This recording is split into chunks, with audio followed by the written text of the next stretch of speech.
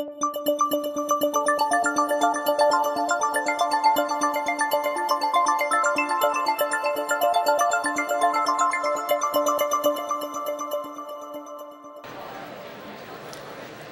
and welcome to the 6270 contest. My name is Gavin Reddy, and this is Nick White. Yep. And tonight we've got a good show for you. And we're going to cut to the floor and start the proceedings any second now. So with no further ado, we're going to pass it on to Mazur Williams and Manu Seth. Take it away.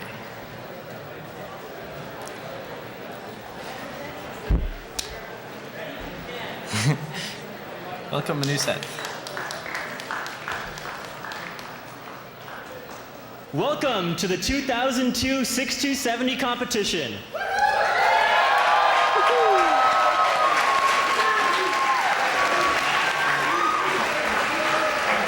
.6270 is a completely student-run class held each IAP. Teams of 2 to 3 students work all month long to design and build autonomous robots that compete on the tables before you today.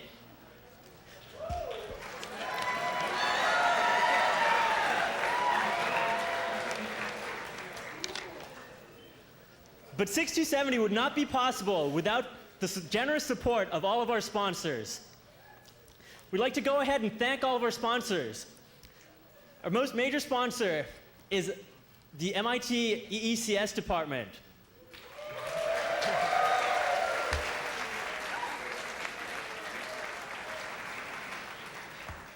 We have a number of corporate sponsors as well, and I'm going to ask you guys to please hold your applause till the end because the program can be very long.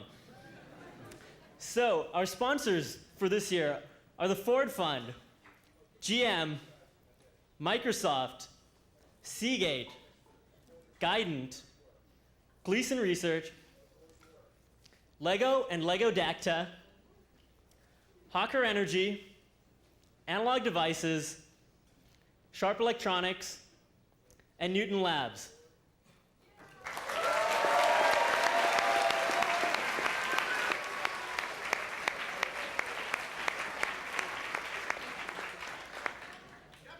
There's also a number of people without whom this contest would not be possible. First of all, we'd like to thank Ken Stone for his assistance in building these tables, along with our organizer, Aaron, wherever he is.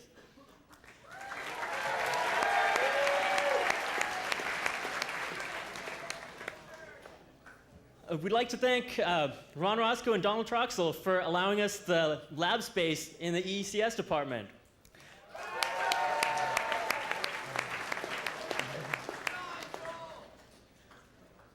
We'd like to thank the EECS lab staff and administrative staff for all their support during the entire month and the entire year.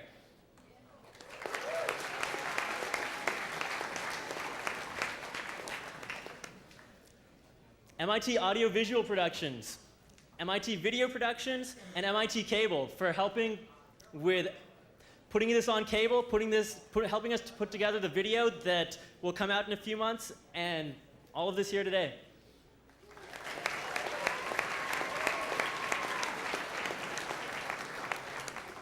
And finally, the awesome design on our t-shirts this year was designed by Jim Goldstone.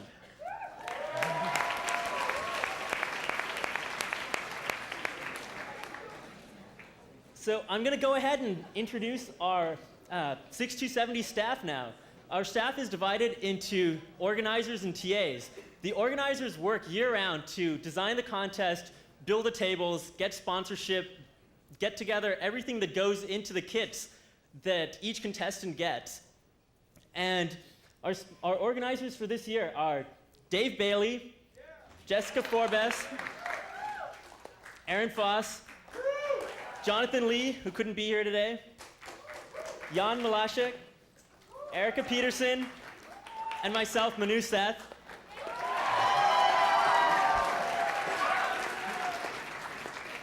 We also have a number of TAs without whom this class would not be possible. We staff the lab during the entire month, and during the last 5 days, we have it open 24 hours a day, being staffed. And it takes a lot of dedication and hard work for this staff to do this. So our TAs are Neil Basu, who couldn't be here tonight, Lauren Bradford, Dean Christakos, Jim Hardison, Kailash Hiremath, Teresa Koh, Paul Ojanen, and his trusty dog, Hershey.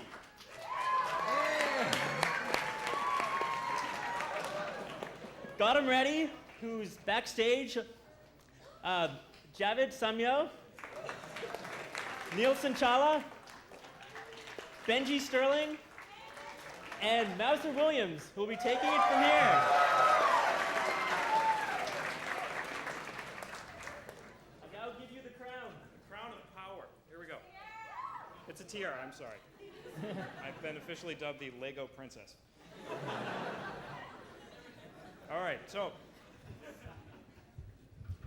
just do this the easy way. So my job, aside from being the village idiot here, is to inform you a little about what 6270 is. Probably most of you have already seen it or heard of it, but for those of you who have not, I'm going to give you a brief 25-word explanation of 6270. So all these contestants that you see over here to my right and your left are grouped into teams of 2 or 3. And over the last month, they've put together an autonomous robot built out of Legos, actuators, and sensors. And when they started, they didn't necessarily know anything about how that is done. We, as the staff, basically taught them everything they need to know, everything they didn't already know, and beyond that, it's up to them. We give them the outline of how the contest will work, and they spend a month coming up with their grand scheme for conquering all. And you'll see the result of that tonight. No, there will be some conquering, I'm serious. So basically, that's what the teams do is they need to learn 3 things. One is how to program their microcontroller. Each of these robots is controlled by a little computer, and they need to program it. They don't necessarily know how to do that. We give them a crash course in C, which is a programming language. The other thing we give them a crash course in is how to play with Legos, which is a highly technical field, and we're all experts at it. And finally, is how to do a little bit of hands-on electronics work. Everyone here now knows how to solder, how to burn their hands, and how to use heat shrink. Once again, this is highly technical stuff. You may not want to try it at home. Let's see. Oh, so the next exciting thing, this is where I really get to make a fool of myself. I get to do a dramatic reading. So every year there's a contest. The contest has a theme, and if you've seen the shirts, this year's theme is chicken. And I'm going to describe for you exactly what that means. So, this is the storyline behind the contest, and it'll all make a terrible amount of sense. Here we go. We bring you now to the not-too-distant future. It's a future where the transformation of our society from agrarian to a modern industrial utopia has been fully achieved. Cities are massive, layered constructs, the pinnacle of efficiency and space usage. Their inhabitants must, however, be fed.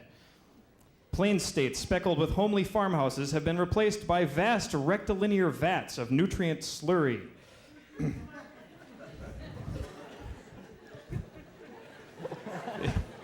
They told me not to laugh. I'm going to be very serious during this. Nutrient slurry, that's right. I'm trying really hard here. Millions of cloned cows that moo in unison, and acellular sheep composed entirely of wool fibers. Science, however, has not completely conquered the farm. One lone proud animal remains. The chicken. You're catching on quick. Here we go. Too fickle to conform to breeding programs and too specialized to succumb to robotic replacement, the world's chickens still produce natural eggs, such that the omelet has become a symbol of the way things used to be. The world's chickens all reside in a massive complex of pens in central Nebraska, fully automated. Unfortunately, a recent massive accident resulting from a programming bug has released untold millions of chickens from their pens. They peck and cluck at random, depositing their eggs in a scattered manner, rendering useless the automatic and immobile collecting machines.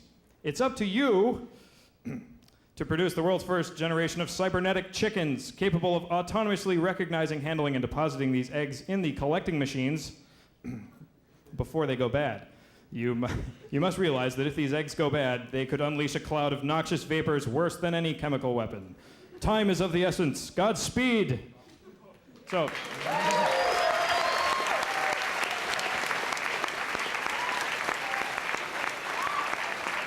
Thank you. So as you can see, tonight's contest is really a matter of international importance, and we're glad that you could join us for it. Having said all that, let's talk a little bit about exactly what all that means in terms of what you're going to see tonight. So this is the world. Yeah. And these are eggs that look strangely like turf balls. Each robot, there'll be 2 robots competing at a time. Each robot will start on either side of this table. One robot will be assigned to the orange eggs and the other to the white eggs. And the goal is to get the eggs into the collection facility, these tubes. The more eggs of your color that you get into either tube by the end of a minute, the higher your score. Now we're going to get really, really crazy with the math. The nth egg in the tube is worth n points.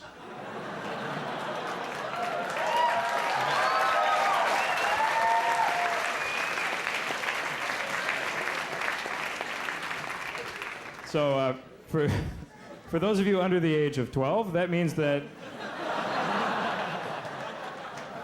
the first ball is worth 1 point. The second is worth 2 points. That's good. All right, so you get the idea.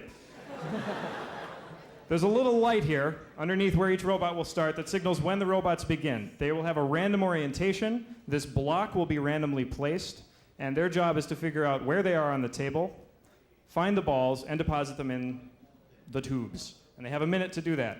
And having done that, I think they save the world, right?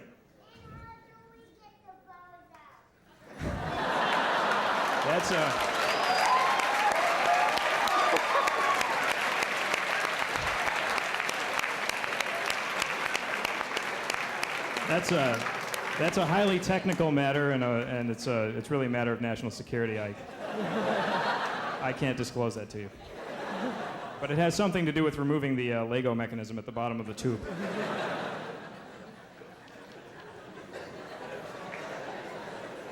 I've already lost my little sheet, but I think I'm pretty much done. Oh, here it is. Explain table rules. Mouser. All right. Having covered that, I need to explain one more thing, and this is particularly important to the contestants. We recently had a rule change. I should mention that 2 rounds of the competition have already occurred. We have too many robots to do them all in one sitting. The contest would last all week. So we've already had 2 rounds. Some robots have been eliminated. They're good robots. It's all a matter of luck.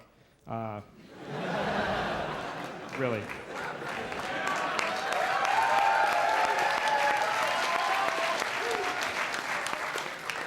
One problem we had in the first 2 rounds of the competition was robots would place many balls in the ramp area here at once, and they would get clogged above the hole and not fall into the tube. And technically we said those didn't count. And what we're saying now is they sort of count. Which is to say that if the balls that get stuck above the tube would change the outcome of the round, we're going to call it a double win and give a win to both teams. And that's retroactive for the 2 times that it happened in the past 2 rounds. So team 23 and 39, 14 and 23 should be ecstatic about that. Other than that, the rules are pretty straightforward, and I think I've got them covered. So I'm going to hand the mic off to someone, and I'm not sure who that is. So thank you for listening, and we'll get started.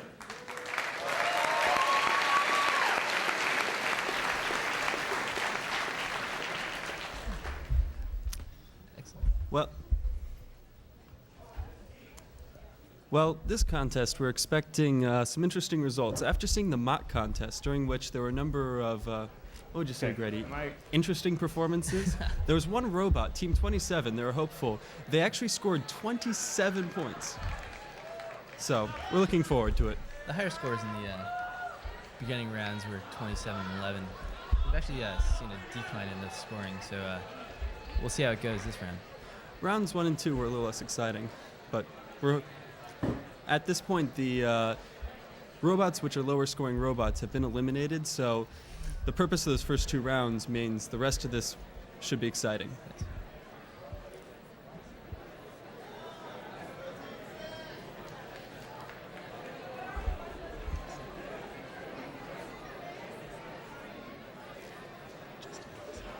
What you're looking at now is the pairings for the first round here, which is actually round 3. As we said, we've already had 2 rounds. It appears that Team 53 and Team 6 are going to be playing on the left table. What you might see is there's certain little boxes. Some of them are colored in. The colored in boxes represent losses. You see, it's a double elimination contest, meaning that 2 losses eliminate you from the contest, obviously.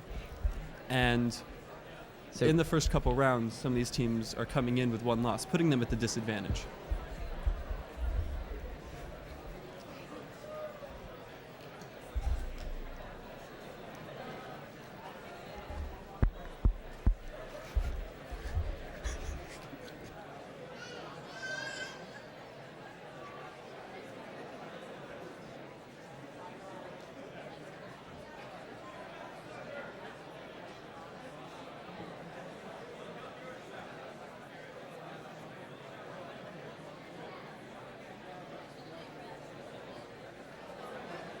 Okay, I got one more thing I need to mention. These robots have intricate IR detection systems on board, and they'll get confused by your flash cameras. So we ask that you please not take any flash pictures in here during the rounds. In between rounds is fine, but whenever there's robots moving, no flash pictures, please. Also, if you're wondering what's going on over here, these are the pairings. Every team has a number. And they're just going down to get their robots sized. There's a maximum size limit for the robots, and we're just making sure they don't have any rules violations, that they're not cheating, etc. And once they're checked off, they'll go to the tables and we'll begin. And until then, Lauren Bradford will be dancing.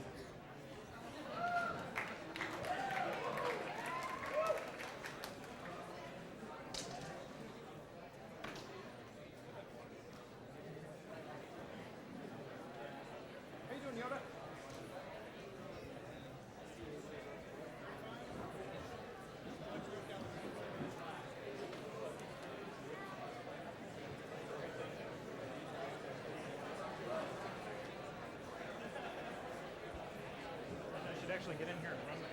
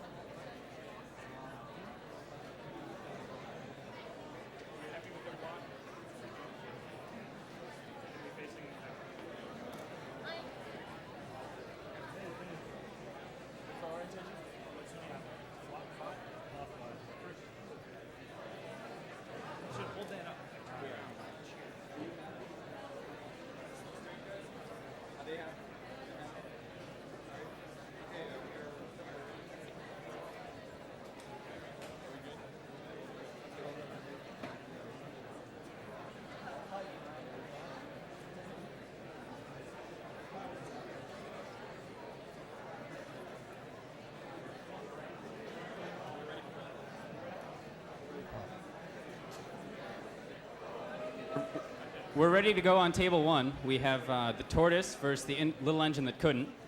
Just a short explanation. When they get to the table, they have 60 seconds to calibrate their sensors and get everything squared away before we start. So both teams are ready, and we'll go.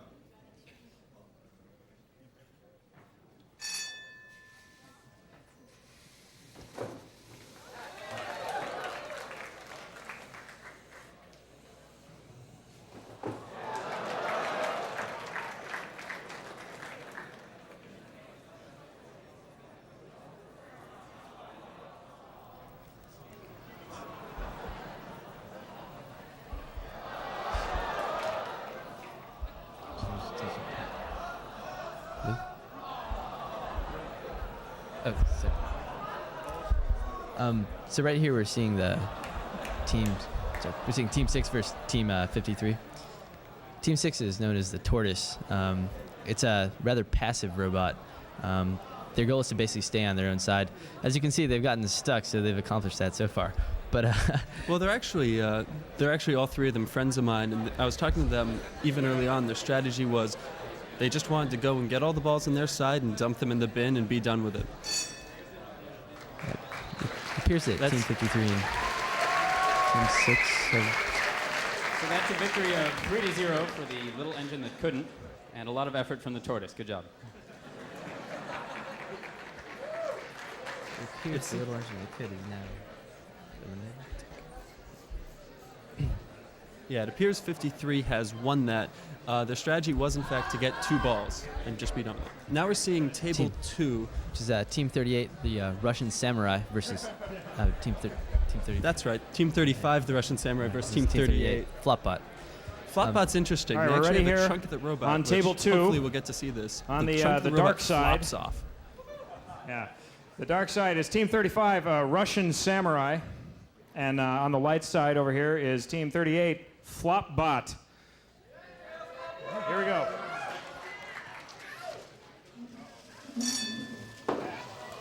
It seems Uh-oh. we Naughty, have a naughty. false That start. was a false start. Get in here. That was Flopbot flopping. Pay no That was attention like to what's false going start. on. That was a Run false this start. thing We're going to restart this. second calibration round, during which they get to set up their robots. If they start before the actual starting time, we send them back to the calibration round, so we're going to have to wait for a bit on that table.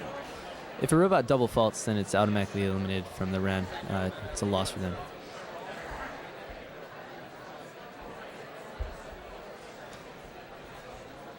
So was it Flopbot or Russian Samurai that just faulted? That was Russian Samurai that faulted. Okay. Unfortunate for them. They still get a second chance. This does mean a slight delay as we wait, but so be it. Well, it appears that Russian Samurai is trying to use IR tracking. What that means is there's the IR beacon on top of each of the robots, and Russian Samurai is trying to actually follow and track Flopbot. Lego my ego. So Who's on it? Versus Team 3, Terry Sadler.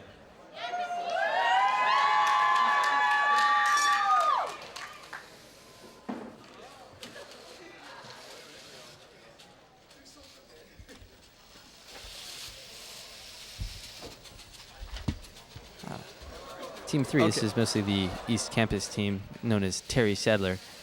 This is more of a passive robot. It's trying to stay on its own side. Oh, look at that. Your ad here. It appears they are, in fact, selling ad space on their robot. Now, this is Team 27, the famous 2 balls. one from the mock contest. Oh, He has, in fact, scored 10 points so far. Not the 27 they scored in the mock contest, but they're still going. Oh, unfortunately, this has been the sort of hang-ups we've seen in the robots so far. Either robots bumping into the side of the wall and getting caught there, or bumping into obstacles. it, We'll run on those.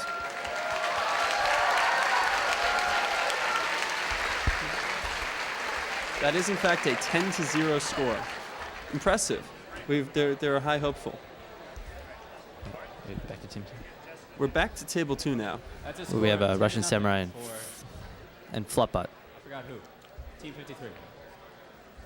So,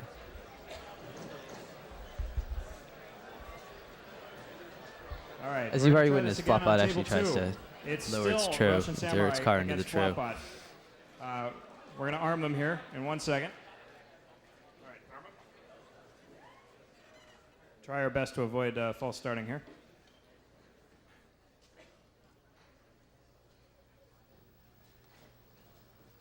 Here we go. 3, 2, 1. And they've both started. Oh, It seems stuck to be on a failing ball. to push the ball over the edge. Oh, and stuck on a corner. Again, these are the problems we've been noticing in the past. Oh, it's able to back up. Apparently, they have a robust code where they actually time out if they're stuck and back up and try again. The other robot seems not to have that kind of code and is just getting stuck trying to push one ball over. It The appears Russians- as if this robot is going to actually score points. Oh, Russian Samurai. If the it balls. can knock those down the tube, one way or the other. And there we go. There goes one. Yep. Russian Samurai He's is in the lead with only 1 point. You gotta feel bad for Flopbot. This even happens when people let their batteries run down or things like that. Piers is just stuck on the corner with the ball there. Definitely no timeouts in that code. You can witness the servos and motors just jittering. Fortunately, Team 38 Flopbot has lost this round. All right. So the score there, of course, is 1 point for Russian Samurai and no points, unfortunate, for the somewhat stalled Flopbot. Next. Who's this? On table 1, we have the first example of a placebo. When we have an odd number of teams or when one robot can't make it, the organizers and TAs build their own robots that do strange and interesting things for your enjoyment. So this is Kailash and his robot.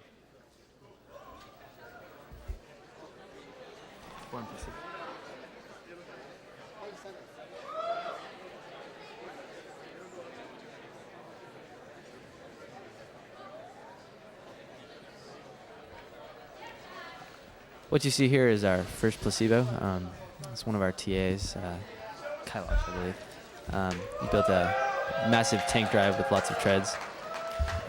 He's playing against Team 33 at the moment, balls out.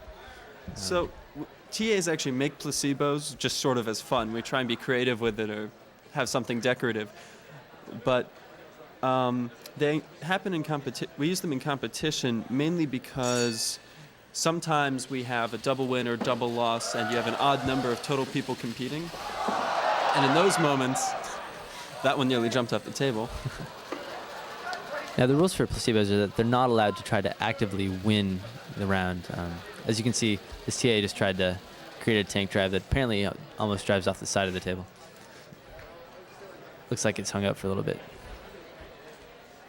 So beating a placebo is not supposed to be hard, and they seem to have accomplished it, even with only 3 points scoring. Right, what you hear right now is a beautiful zoom shot of the, or what you did see, of the tank treads.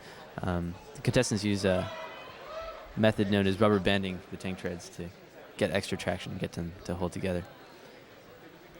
Hopefully you'll be able to see this in some of the contestants' robots later. Things are wrapped up here. It's a victory of 3-0 for Balls Out.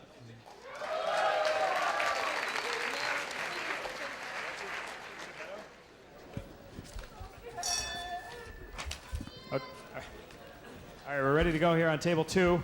On the light side, you're going to have to hold this up so I don't screw it up. Miak the Spucker. And with quite a following.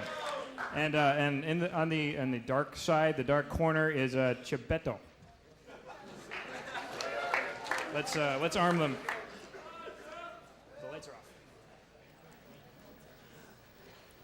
Actually saw Chupetto earlier today in round 2. 3, 2, 1.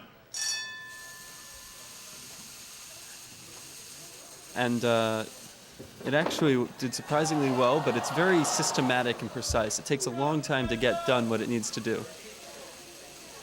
As you can see, Milk the Spucker has a very unique system with double sets of rubber bands around some wheels. So you can see it spins that and sucks the ball in. You can see the spin shot right now. It's a very complex gear train. Spent a very long time on this.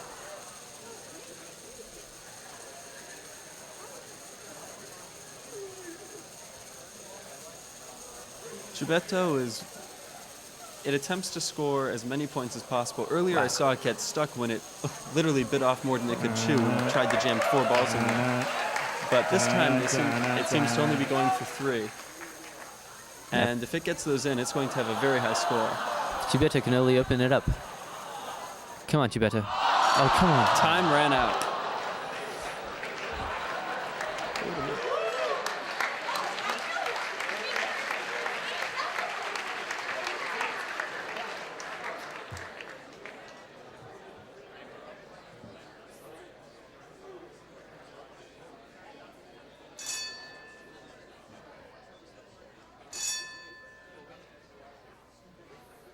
My fault, sorry. The score there was 3-1 Chibetto, by the way.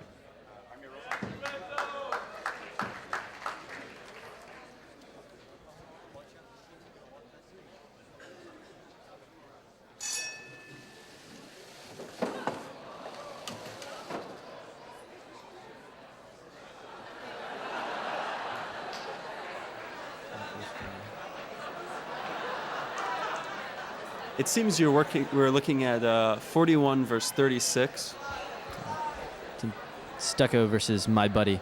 It appears that Stucco is actually stuck for the moment. Ironic that. It appears that it's trying to let down its flaps. This happened actually once before earlier this morning. We're not quite sure what the flaps are supposed to do. It actually sometimes is looked, when it lets down its flaps, like it's going to hug someone or something.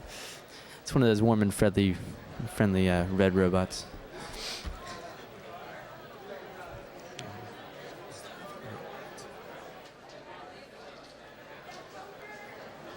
It appears that both robots are stuck again on the side, apparently opposing corners.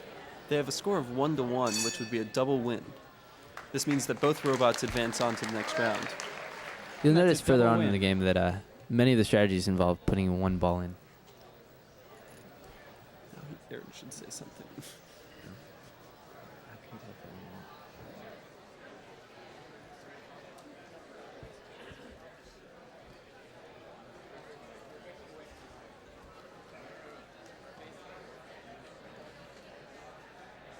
Yes. Hey there.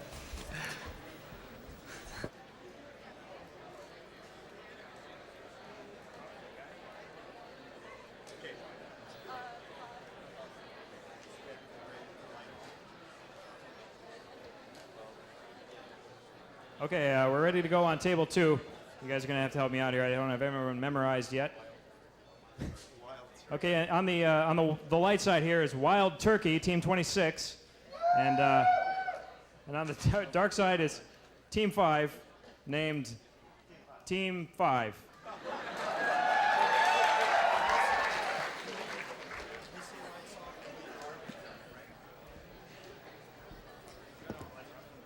Now we're arming our robots. Team 5 is actually one of the first robots you're going to see that actually has an attack strategy. So Here we hopefully halfway through 3, the round we'll see 2, it chase after another robot. It does After this. scoring a couple points, of course. Oh, we've seen one ball in. 26. And Again. 26 actually has a plan of attempt to score a couple points and then just go around randomly. So hopefully they'll run into each other, but unfortunately at the moment they seem to be kind of stuck. Team 26 is a very, very fast robot. As you can tell, it must have a very low gear ratio. That's the random part. It certainly doesn't know what it's doing at this point, and it's hitting the other robot as a result. Pushing random. The other robot, I don't know if their battery shut off or something, but What an upset. Team 26, which wasn't supposed to attack, is now attacking Team 5. Team 5 seems to be remaining in place and having accomplished very little so far.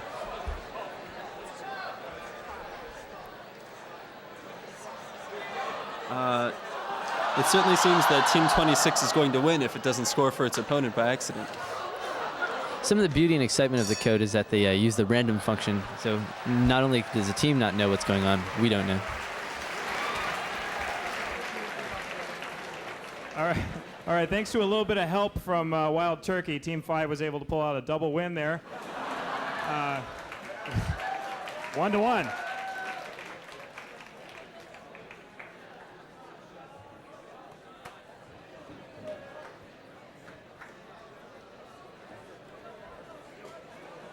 On table 1 with Team 24, Get Your Freak On versus Benji's Dancing Robot.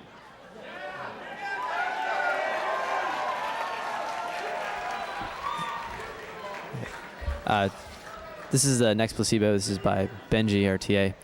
This will be a sight to see. We call it the electric shuffle.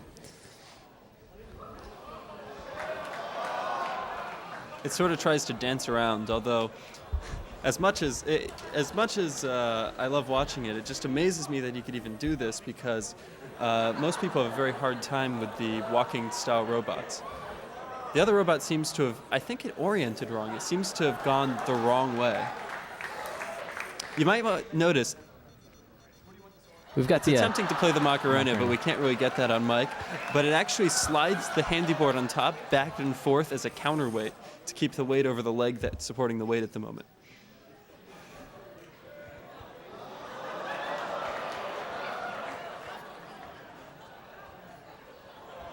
Benji worked many, many hours on this robot, starting with the legs and building up the design. One of the key features is that the handy board shifts weight. from one side of the robot to the other.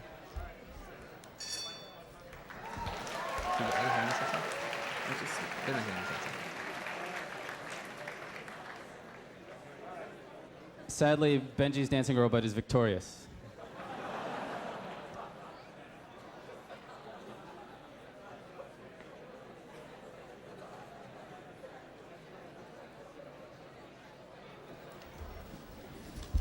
Sadly, because that robot failed to score any points you may even be against the noticing that placebo, there's that not was a currently- double loss. But of course, it doesn't count against the placebo. Because we had a battery failure right there. We're going to bump that match to the end because their batteries died. And we're going to bring the next team up. I have no idea what teams that were. That was team 58 and 31 that you're not seeing right here, right now. Competition, and as a result, failed to make it to the finals. As you can see, the batteries run down very quickly on these robots, and if they're not at the optimal rate, the robots will perform very bizarre behaviors. Turns will not be complete, and driving will not be straight. That is.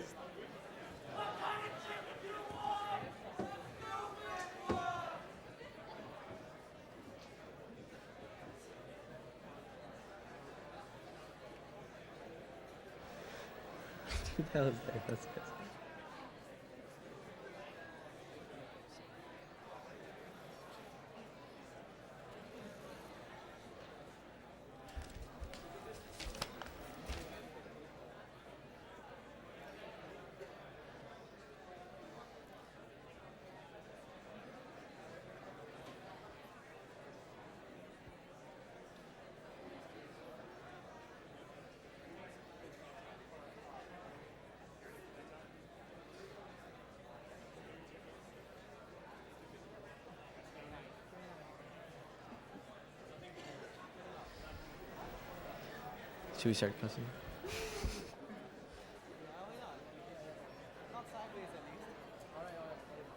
So there seems to become some kind of an epidemic. This handy board just died also, so we're going to take a little pause. We're ready over here on table 2.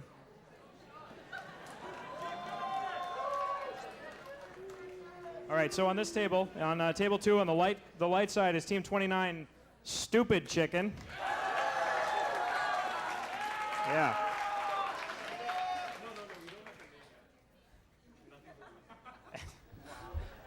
And here's a really busy poster. On the dark side is team 60, Nothing to Lose.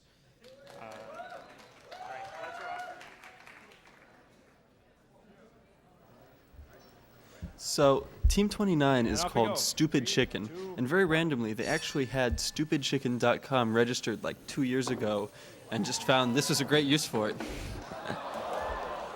That was pretty impressive. It just changed directions without rotating the robot, wow. and blocked the troughs with its arms. With both That sides, was, the that was symmetric its deployment. ideal performance. It's never done better. That's beautiful. Team 60 is actually a personal team of mine. They went through many iterations. One of them was a very beautiful design. It was a square, symmetric robot. Oh. Unfortunately, the hole was blocked, and Team 60 was unable to release their balls. You can actually see a servo twitching sometimes when there's enough battery drain, when the motors are stalled like that because it can't move. As you can tell, hopefully with some knowledge at home, Team 60 is running a synchro drive, which is why you can see the independent steering on a few of those wheels there. They also, we require that they tether every section of the robot with Lego. And that's what those green connections were. They're actually pieces of Lego attached together. All right, the score there, I believe, was team 29 3 and team 60 1. Am I correct? Someone back me up here? Yes, thank you. I can't see the tubes. You will be facing the audience. Your lights are on. You have 60 seconds.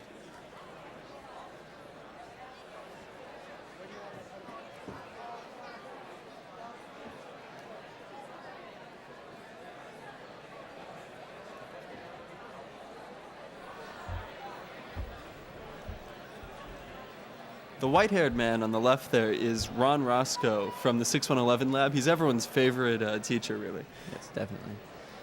He always comes in with his dog telling us to take our food and pets out of the lab. But in all seriousness, he's an excellent prof.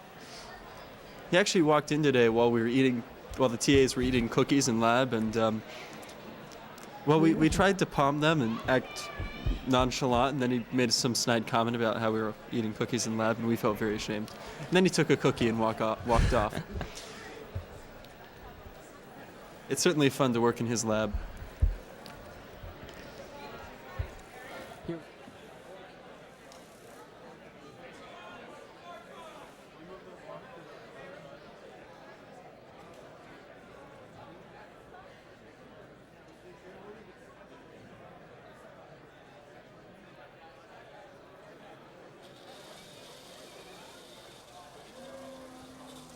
Say false start on table 1.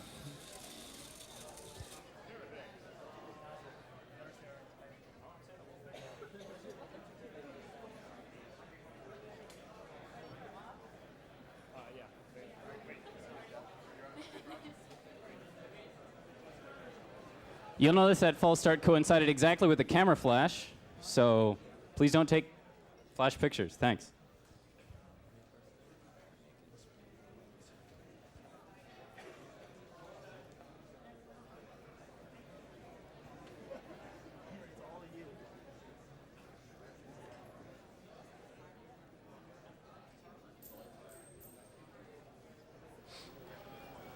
What you can see now is in fact like a calibration round going on. They get 60 seconds before every round to calibrate their robots. This is a time to, for instance, figure out what black appears numerically, what white appears as numerically, if they want to line follow, if they want to figure out what orientation the robot's on, and especially to figure out how bright the start light is so that they can tell when the start light comes on.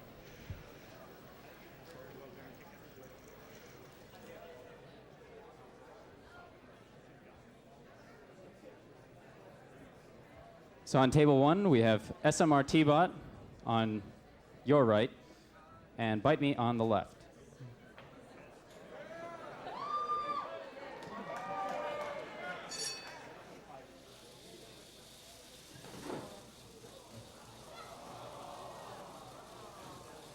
Stuck on a ball. We saw this earlier on today in one of the rounds. Whereas Bite Me has captured 3 balls, as you can obviously see, unless you're blind, in which case this will be somewhat like closed caption for you. 6 points is usually considered a very impressive score. Ooh, that time it seemed to score with Lego. Team Bite Me seems to have lost part of their flange. And they're also stuck on the lip. Now the question comes down to whether or not Team 17 will be able to actually push this ball into the tro. It's looking unlikely, though. It is rotating the ball, though.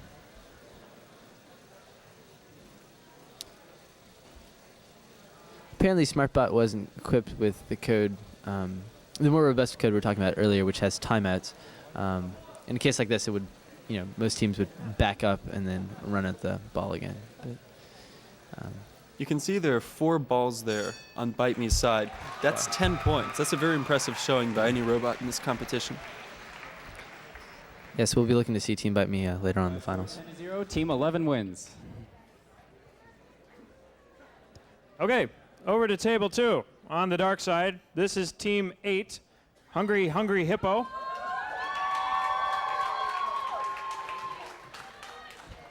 And on the lighter side, it's Ninjas Are Cool, and by cool we mean totally sweet, and by totally sweet we mean totally cool, Bob for short.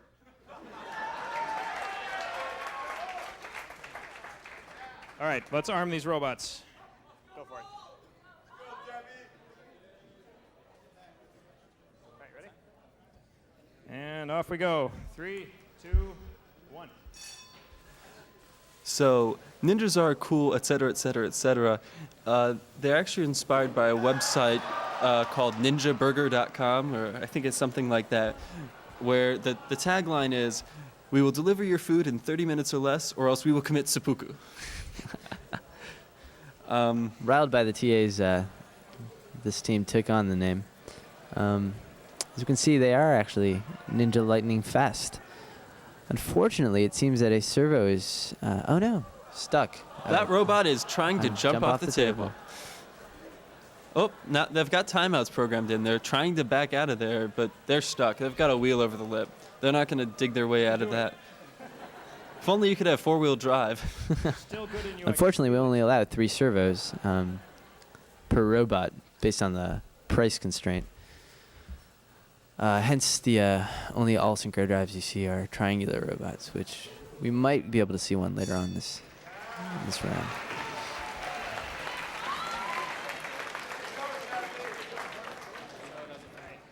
So the score there is 3-0 for ninjas are totally cool, etc.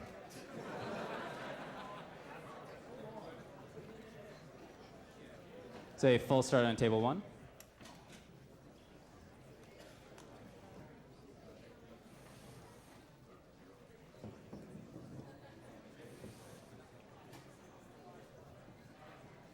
On the light side is 34 Phoenix Claw.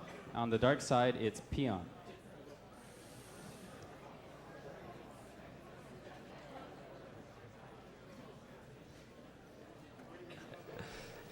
There's a Lego man with the red Lego drilled into his head. Hopefully we can spot this. Are you sure I'm not on? Hello?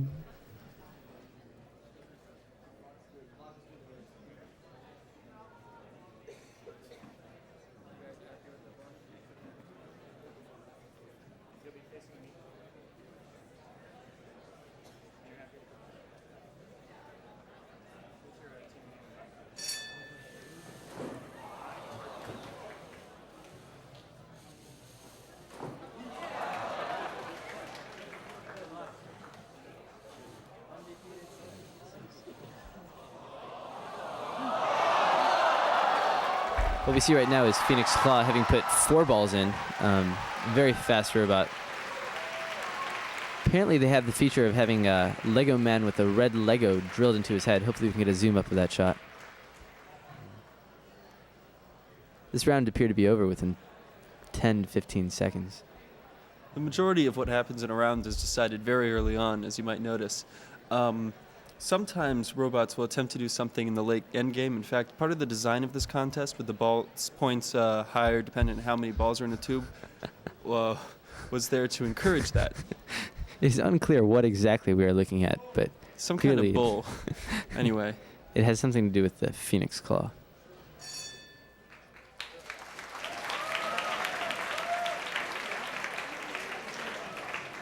In a very high-scoring round, we have Phoenix Claw with 15 and Peon with 3.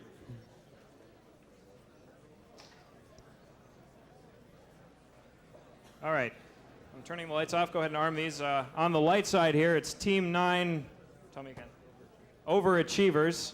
And on the dark side, it's Team 46, Da Beast.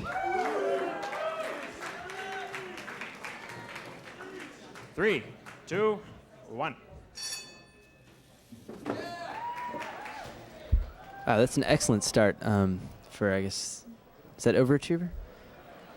It wasn't clear to me which one was which. It took off, bounced against the wall, and came back. This is shaping up to be a pivotal round. One of the robots hasn't started at all. It's sort of unfortunate when a robot fails to start, because usually it's something silly like not turning on your batteries or something of that sort. Rarely is there any real problem, and I've seen even very good robots get lost that way. In fact, just looking at, we actually have the team's information in front of us, not that we cheat, and all 6 people up there, all of the contestants up there are course 6. Sometimes in the contest you find people who were course 18 or course 15, or there was the time they were architects. The crowd seems to have broken into a chant. Shouting Da Beast, Team 46, the one has already scored a point. Unfortunately, Da Beast was not able to rise again. All right, stop chanting for 1 second. Thank you. The final score on table 2 was 1-0 by Da Beast.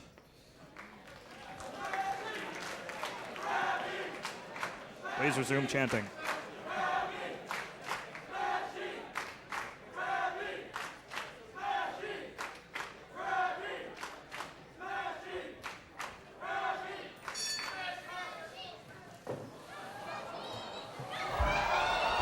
We see here one of our few multi-agent systems. Team 57 has actually closed its the second part of its robot over the opponent's hull. But it appears that the opponent has actually put a ball in before Team 57 was able to do that. Team 57 did get 2 balls in, but its attempts to straighten out and figure out where it's going, while intelligent seeming, I think it's actually 90 degrees off of what it believes itself to be. And just keeps driving wall to block back and forth, which isn't going to get it very far. As you can note from the tethered robot, we give the contestants a limited number of Legos. So what you see right now is a somewhat flimsy upper robot apparently banging itself against the wall. How sad.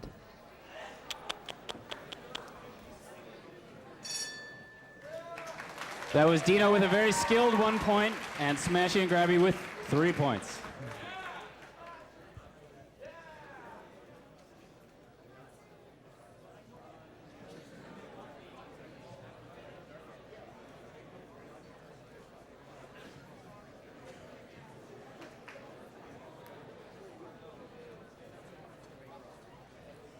We're about ready to go here. Let me introduce on table 2 on the light side is Team 28, Paco Lopez, and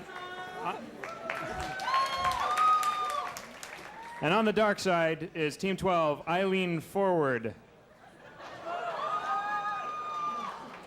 Okay. All right, the lights are off. Arm your robots.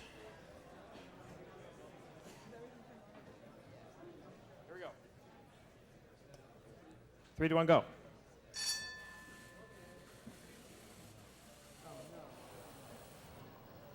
Team 28, Paco Lopez. It actually has a bunch of rotating wheels in the front in an attempt to sort of push the balls along, or suck the balls up and then push them back out as necessary. Whereas Team 12 Eileen is attempting to knock in the easy money, as they call it, and they attempt to steal the opponent's balls. It's not clear that either robot is able to accomplish their set out goals. They seem to have trouble just simply turning around at the moment. Kind of unfortunate. Makes for a less exciting contest when they can't leave the starting position.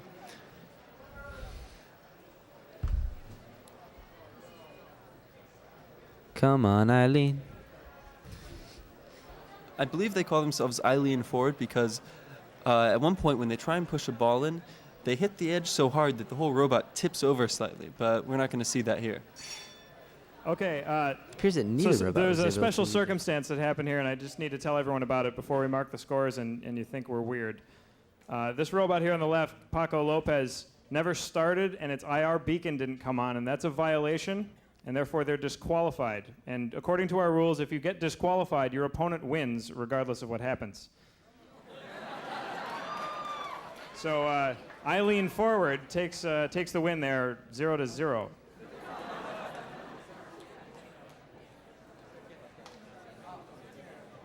Back on table 1, on the white, we have Angie the Angry Bot versus Out of Control on the dark side.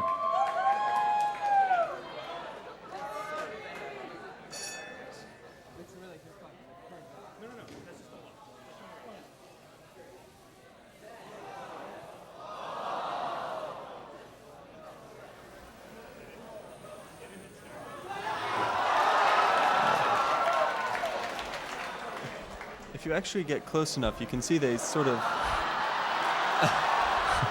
The robots are fighting. Apparently, That robot actually has an attack strategy. It, after scoring as many points as possible, which in that case was a lot of points, it then goes after the other robot and keeps backing up and striking it again. That's what the IR beacons on top are for. They're for locating the opponent. It's actually not perfect. You sometimes can be off by up to like 45 degrees. In this Angie the case, Angry Robot has cornered Out of Control. They both seem to be pushing each other into the wall, grinding, if you will. this robot Angie could definitely be a dangerous robot in the endgame.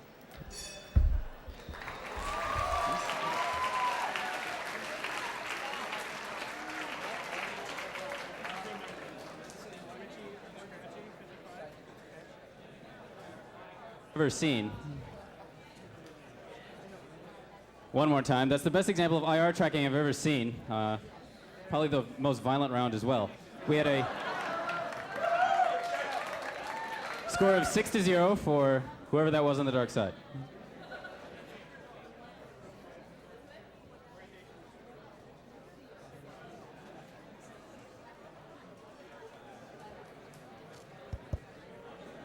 The light side, I mean.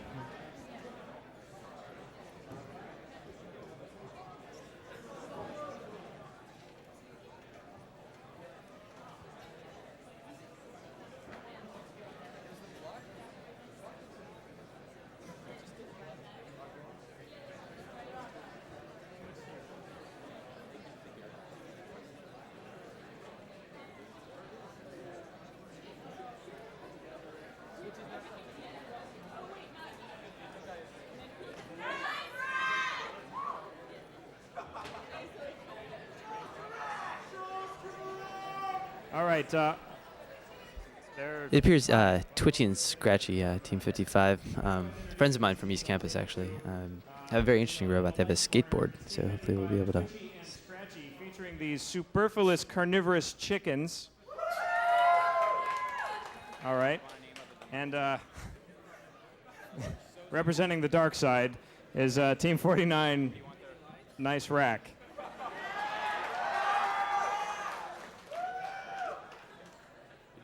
And unfortunately, the superfluous carnivorous chickens have. I know. Well, I'll finish that sentence in a second. Are you ready? You sure? Okay. All right. The lights are off. Is it armed? All right. Everyone's armed. We're going to go ahead and start. 3, 2.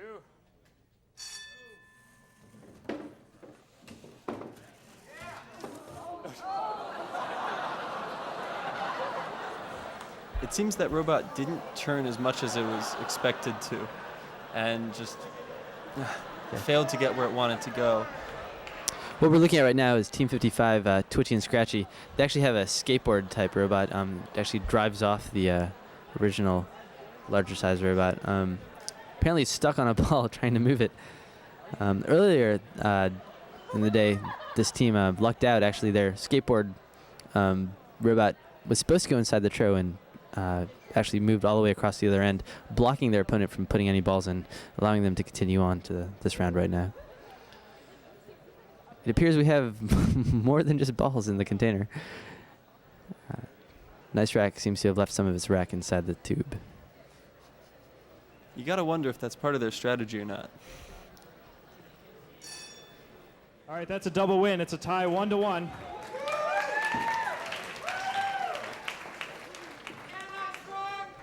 On table 1, we have Sozumi, the Microsoft placebo, versus Team 23.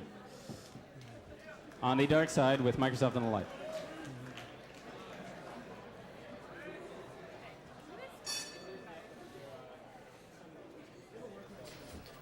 So the Microsoft placebo, if we can get a front camera view on that, unfortunately I think it's not going to turn our way. Its jaw opens and it's very friendly looking. The other robot, Team 23, which we're looking at right now, I think when it hit the block, it got turned and it got confused. There we go. That's the Microsoft robot. It's very, it's like a dog or a lion or something. It's cute.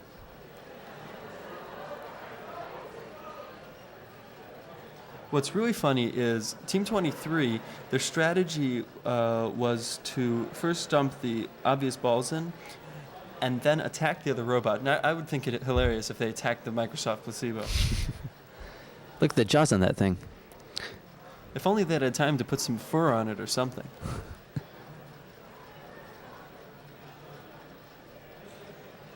Microsoft and all of our sponsors are given the opportunity to make robots. 1 point for Team 23 and the victory.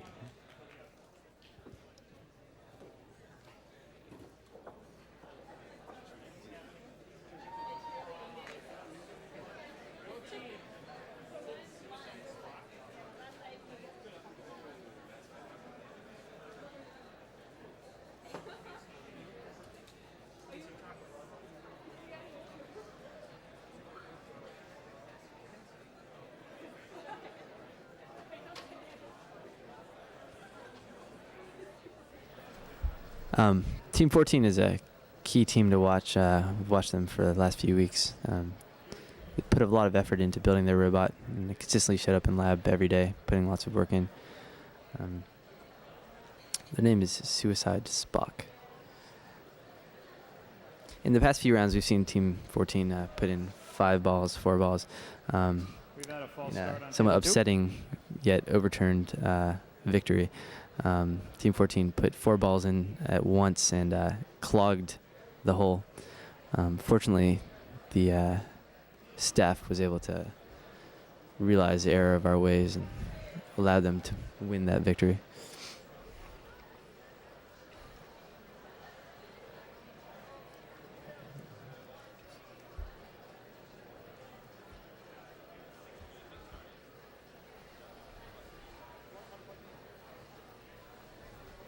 For a name like Suicide Spock, I must say their sign is actually very friendly.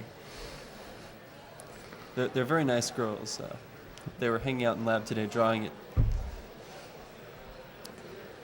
It's unclear what SPOC stands for, SPOC. Maybe the users at home can figure it out.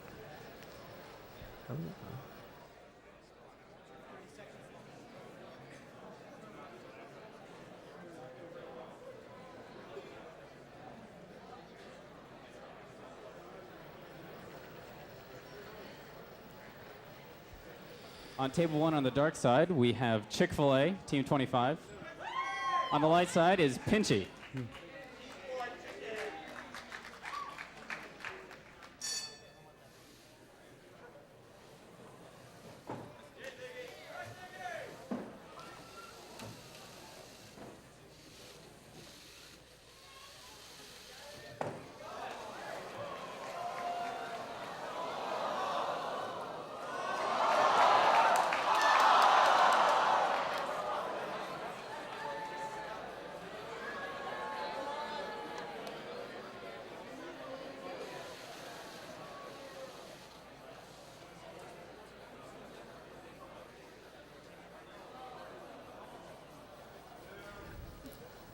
Pinchy is some kind of a curving strategy, which is how they're able to score as many points as they do.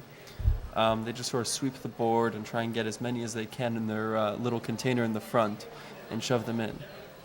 And Team 25 here that we can see on the camera is actually a sorter. It takes them in and based on the color can pick which side it wants to put them on. You can see our ball getting stuck rule in action. That's a double win.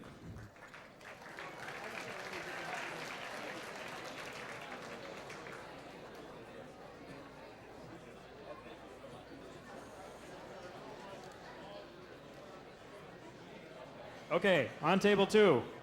We're ready to go here. On the white side is Team 14, Nuff Said, Suicide Spock. What's that mean? I don't know what that stands for. And Team 16 on the dark side, The Good Doctor, and they'd like to wish Josh's dad a happy birthday. Okay.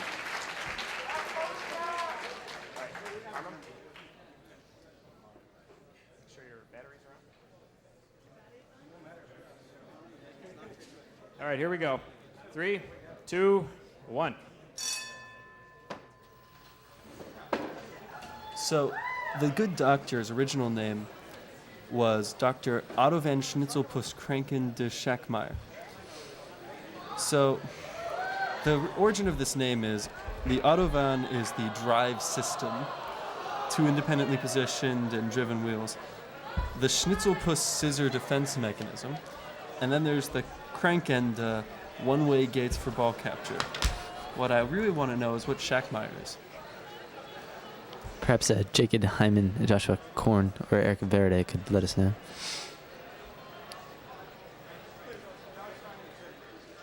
Suicide Spock.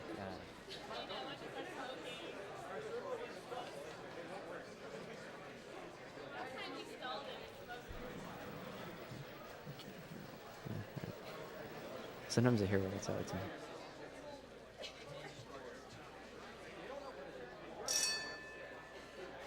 All right, that's 1-0 for Suicide Spock.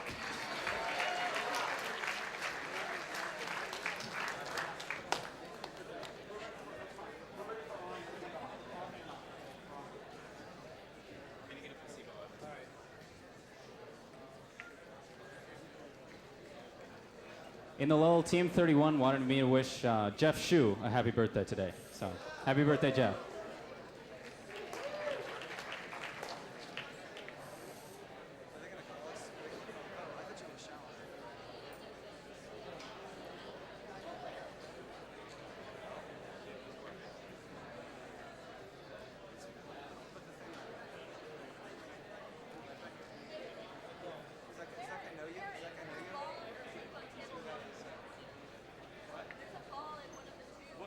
We'll take that as points for us.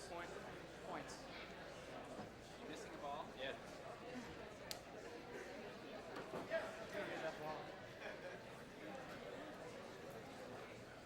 I just like the work. Thank you to our sharp-eyed contestants. Let's see, we have Benji's dancing robot on the dark side, and something I can't pronounce on the light side. Keep your eye on the gold chain is the name.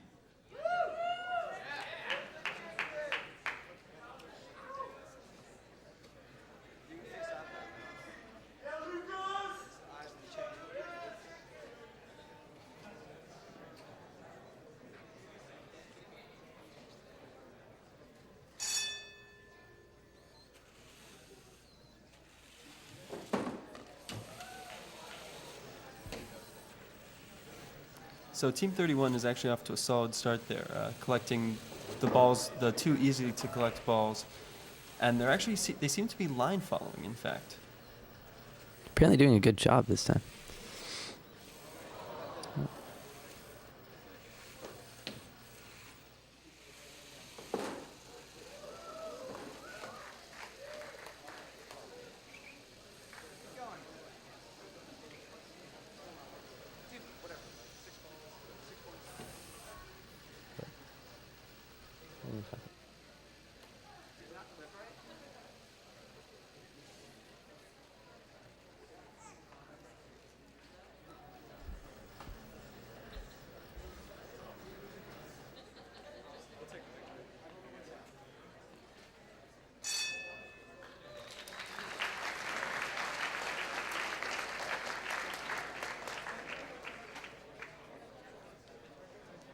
That's 6 points for whatever I couldn't pronounce before, with the win.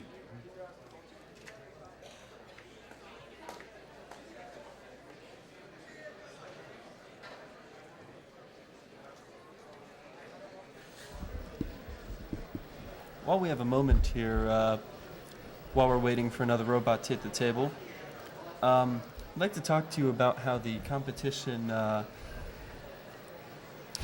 We'd like to talk about how this month went. You see, this month is IAP, the Independent Activities Period at MIT, during which we students get a chance to do something different. This class was created, was it 12 years ago? Yeah, a long time ago. As an opportunity for students to make robots and to put them together, a chance for creativity. It appears we're going to cut over and do a demo in a moment. It appears that we're going to have a walking robot now, if Mazur can get his chicken on the table.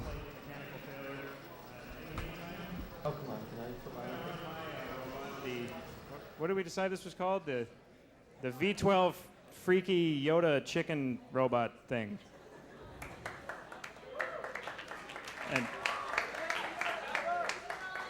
this isn't a valid competition robot, and it's really not all that impressive. It walks in a straight line, but it does walk, so I just thought it was cool.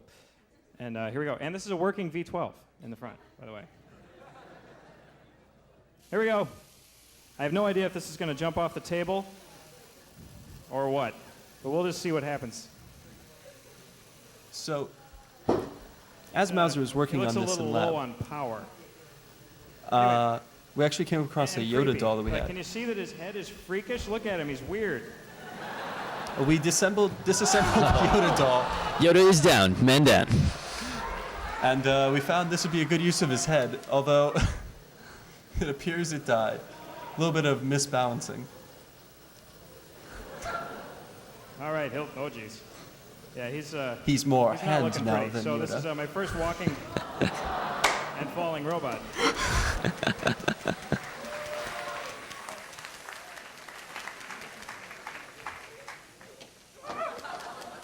right, I'm done. I just wanted to waste some time there.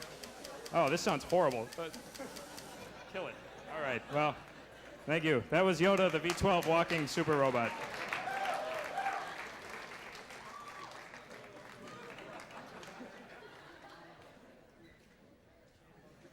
Stop staring at me. Yeah, we're going to clear the debris here and get ready for another round.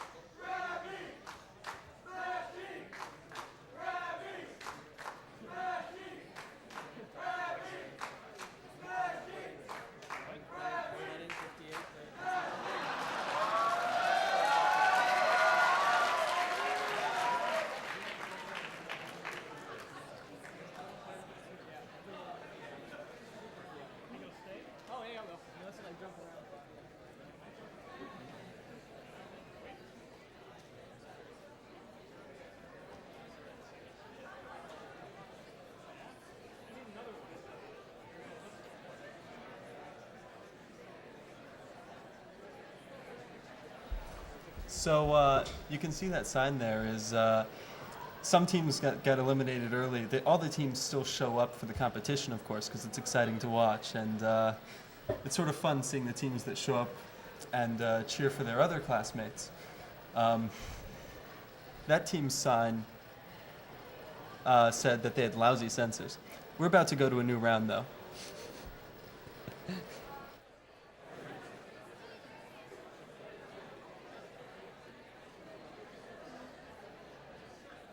Okay, just so that everyone knows what it is we're waiting here for, there's a couple things going on. One is that we're making the pairings for the next round, which will actually be round 4 of the tournament.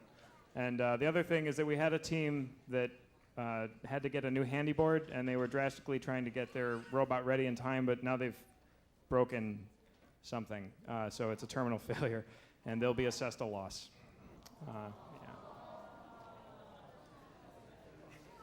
So now we're going to move ahead to this kid.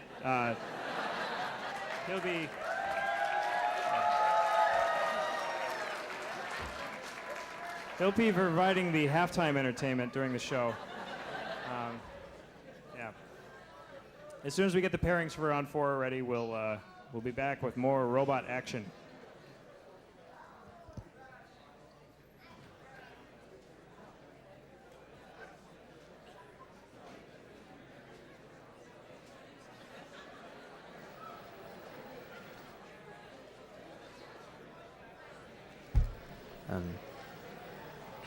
So at the beginning of the month, we actually start off with 3 lectures.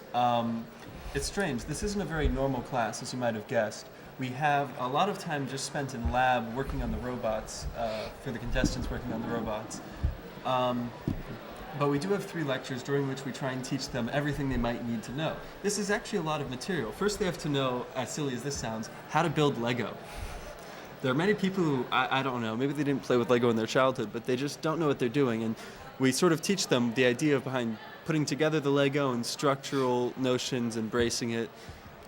In fact, we hold a Lego workshop where we have the contestants put together a Lego brick and drop it. The idea is to see if they can piece something together and actually learn the concept of bracing, which we've actually not seen in some of the robots, but we'll point that out later on, whereby, if you have motors, they're spinning at very high RPMs, or if you want things to take a lot of impact, you want vertical and horizontal bracing so that they can sort of spread the force out among the Lego. We also teach them, as was mentioned earlier, the basics of coding. We have a crash course in C, which is extremely basic. It teaches for people who have never programmed anything before. But we also try and teach the notions of sort of the artificial intelligence that they might need in this situation, how to program in timeouts. If you've ever, I'd like to describe timeouts in a very human way. When people go to a door and they knock on the door, if someone doesn't come to answer, they'll knock again. If someone still doesn't come to answer after a moment, they'll leave. Humans sort of have this innate sense of timeouts. Children actually, this is a learned notion. Children sometimes will stand there waiting forever. But the robots, they need to also have this notion so that they don't sit there waiting, like grinding gears, spinning wheels, thinking, I'm doing something, when in fact it's just pushing itself against a wall. It has to be able to figure out at least that it's doing something wrong, if not that it's in fact stuck against a wall. Yep, that's it for timeouts. Perhaps we'd like to give a rendition of Otis Redding's song, Sitting on the Dock of the Bay. Nick, are you ready to sing for me? I don't have much of a singing voice, so I wouldn't recommend that. We're actually just trying to fill time here as we wait for the pairings. Perhaps we could start a wave in the audience. Yeah, it's you. Yeah, raise your hand. Raise him high. People like to get on the cameras. Hey there, little Bobby. Can you raise your hand really high? As you can see, this is in fact a family-oriented event.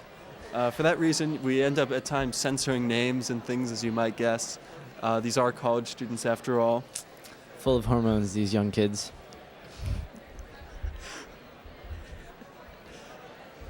Flashing gang signs in the audience, please prohibit that. Hey, I know that guy. Now aren't we shy?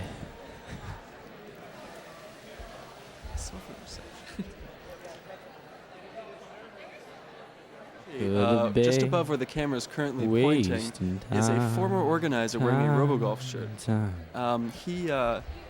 We just passed by him in the camera, but he was instrumental in previous years.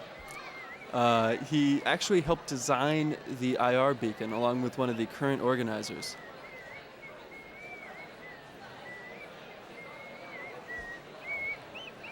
Come on down, teams 35, 29, 36, and 53. We're actually about to go to the next round any second now. In about 2 minutes, that is. We still have to bring teams down. Nick, do you feel like demoing your robot right now? We've got 2 minutes. I actually spent inordinate amount of time building a chicken. I'd like to show it to everyone if I get a chance to get out on stage today. In fact, what a lovely chicken it was. I remember it had its head cut off. I mean, it was beautiful, like the effects and everything. I even made a sign for it, chicken with its head cut off. Nick, I'd really love to see that. You know, I'll take over and sing to the audience. If you'd like to go, show your chicken with its head cut off. Well, while I'd like to do that, I'd have to actually check with Jessica first and see what she thinks. Well, hold on a second. We actually have the pairings up right now. It's fun watching the number of teams in the pairings dwindle as we go along. We could read the numbers for you, but I think you all can read in the audience at the moment, so we won't do that. Jess, can you get Nick's robot out there? Not right now.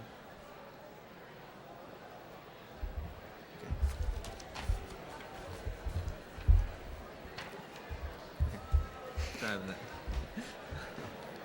that. Like Otis Redding.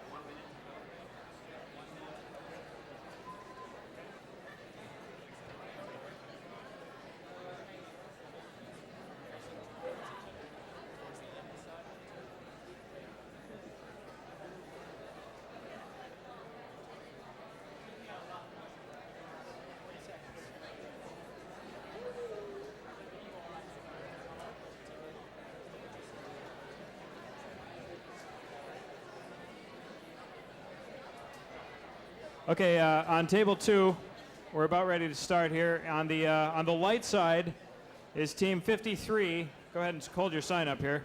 The little engine that couldn't, but got here by dumb luck anyways. Whoop-de-doo. and a gratuitously long team name. And representing the dark side is Team 36, My Buddy.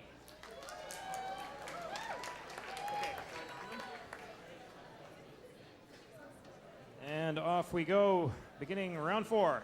3, 2, 1. Team 53's strategy, they actually described it as get 2 balls and pray to God. Unfortunately, they're going to need more than prayer this time. Well, apparently what you're witnessing right now is the robot prostrate spinning its wheels. The wheels are designed to, they actually have, This I doesn't believe bode they well have the for ability round to 4. bring balls in and then shoot them through Indeed. with enough force to send them over the edge and into the trough. But it's not going to do them any good at the moment. If you look at the wheels, you can barely see the details. You can imagine what kind of gear ratio they have going there. Perhaps later on, one of the participants could demonstrate some of the hygiene techniques we use in the lab. We like to stick our nails in the gears to grind them down because we often don't get to leave lab for a week or 2 on end. Actually, towards the end of the month, I find lab smells terrible because people do not shower. Yes. In fact, well, people stay there for, I don't know. Well, I was there for 4 days. I've seen people stay overnight no more one than managed once. to move any balls into the tubes, so that's a double loss, 0-0. I don't know how much of that was there. On the light side, we have Stupid Chicken. On the dark side, we have Russian Samurai.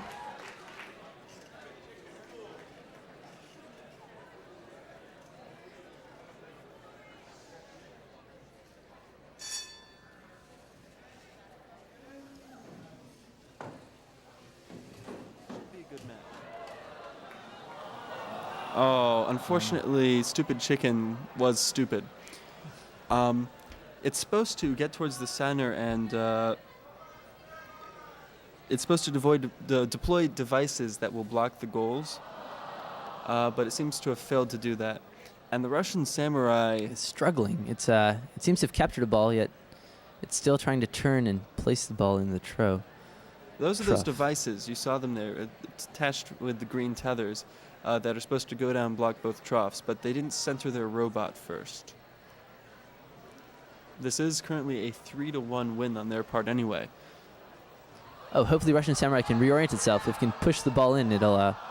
Unfortunately, it was unable to hold on to the ball it was pushing. It's almost as if it realized what was wrong and tried to fix it, but didn't quite make it anyway. What you see right now is a focus of the distance sensor, which the participants use. As you can see, the participant put his finger over it. By a score of 3-1, Stupid Chicken reigns supreme.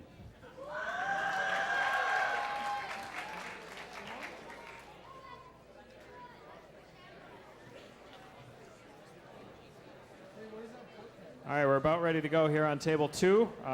In the dark corner is Twitchy and Scratchy featuring the Superfluous Carnivorous Chickens, Team 55. And fill me in here. You are Team 26 with Wild Turkey.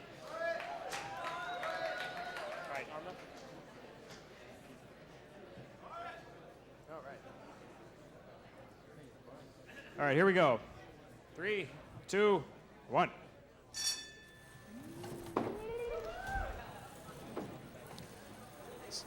So you can see their Wild Turkey.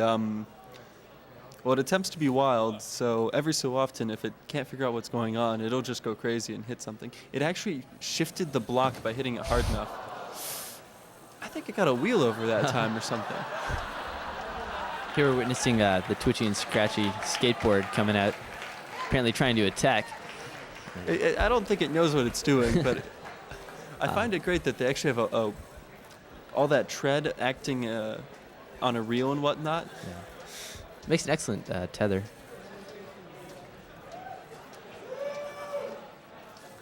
So far, it doesn't appear that either team has scored any of the balls. This might be a double loss. Oh, wait. Oh, no. Twitchy and Scratchy actually has scored 1 point.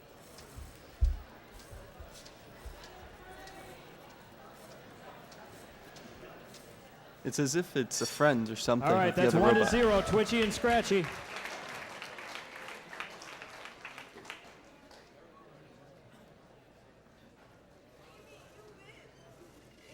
On the light side on table 1, we have Stucco on the light side and Bob on the dark.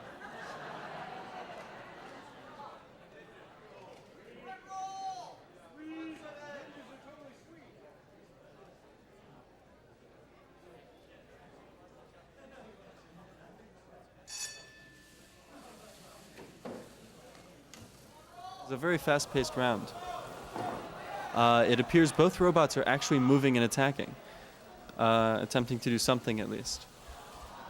Oh, it's going to break that tether if it drives any harder. Apparently the tether is holding, blocking, I guess it is Stucco's path. Both robots have scored points this round. It's sort of unclear what the tether was intended to do.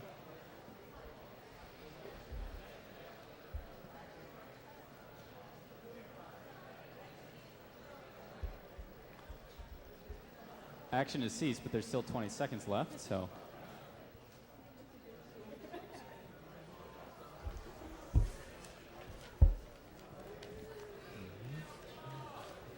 Looks like a 3-1 victory for Bob.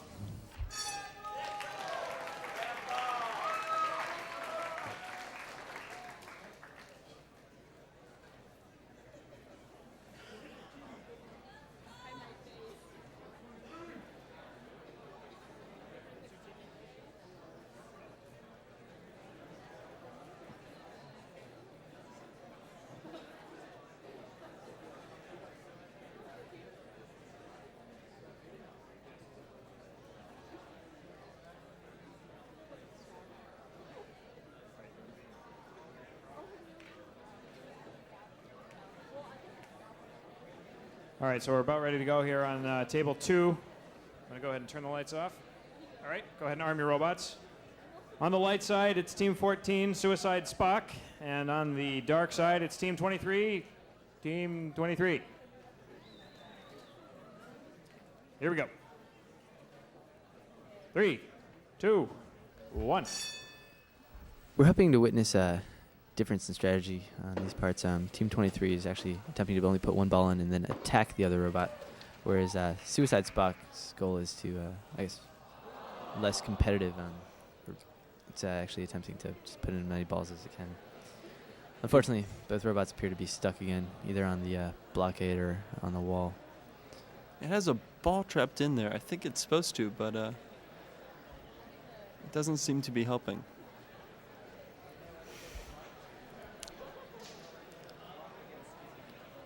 They have a Lego man stuck on the front of their robot for decoration. We encourage decoration as much as possible, but in some cases it can actually hinder what the robot's trying to do. I almost have to wonder if that Lego man's ever going to get them stuck. Well, it certainly looks like the Lego man's paying the price. He's getting dragged along the course. It looks like we've derailed one of those robots. All right, that's a double win, a tie at 1-1. Oh.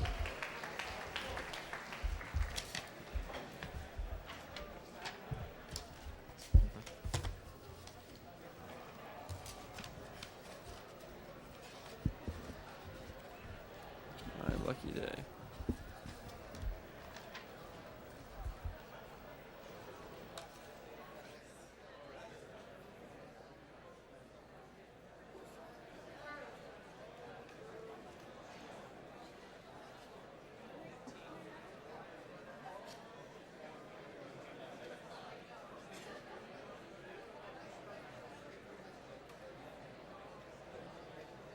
This should be an interesting round to watch because Angie, the angry robot, Team 15, is actually going to try to attack the dancing placebo. Benji spent a long time trying to make the placebo balance on its one foot, hold its own weight. So it'll be interesting to see if the robot can actually take the ramming action. That is, of course, if Angie doesn't get stuck on the corner of the obstacle or on the side of the wall. Once again, you can see MIT's effect on our TAs and staff members. This aerial view of Aaron Foss and other people indicates a loss of hair over the Once years again, we have from much stress. Benji the dancing robot, or Benji's dancing robot rather, versus Angie the angry bot. who may attempt to knock Benji down.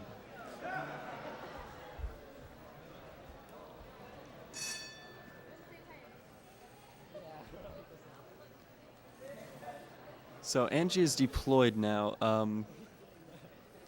Hopefully it can score points or...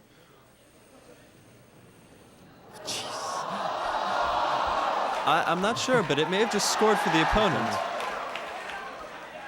And now it's going to... In fact, it did. It scored... It's a score of 2-1. And now it's going to attempt to find that other robot and attack it, although it seems to be confused and keeps hitting the wall. As I said, the IR beacon is not necessarily accurate. I feel, it's definitely attacking the walker there, but it can take the beating. Yeah. Benji's design is very robust, and even while doing the Macarena, it can take a beating. Angie's lost. Angie doesn't know what she's doing. It's now attacking a block.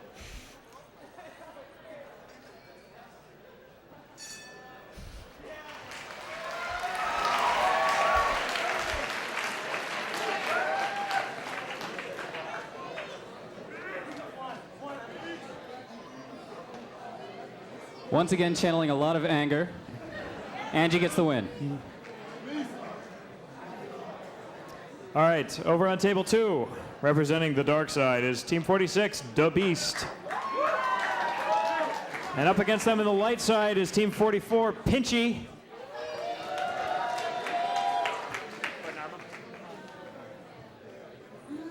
Are you armed?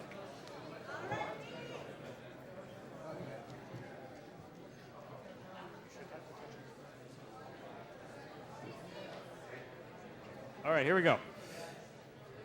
3, 2, 1.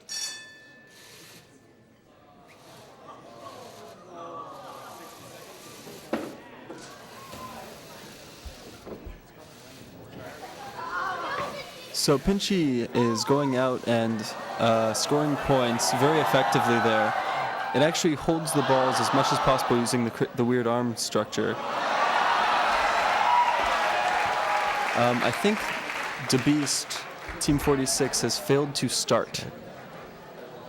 Pinchy is an interesting design. It's one of the few robots that scores balls not only on its own side, but on the opponent's side.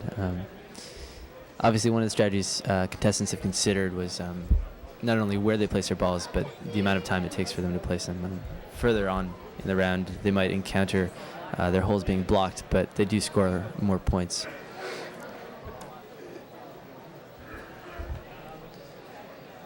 Interestingly, last year there was a team, Pinchy, with beautiful graphics, just as this year's team. All right, the final score there was 4-0. Team 44, Pinchy wins. Not that interesting. On table 1 on the dark side, we have 27, Lego My Ego, 27 and 49. versus Nice Rack on the left, on the light side.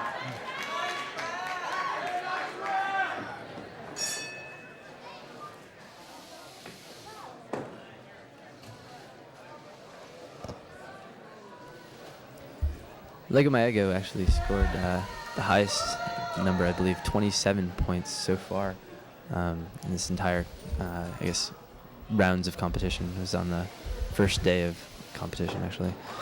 Those flimsy arms up front are actually very dexterous for their purposes. Almost like a pair of chopsticks, one could say. Unfortunately, Nice Rack has failed to deploy. Hopefully it'll be able to orient itself or do something within the next 30 seconds. Oh, Piers Lego My Ego cannot let go.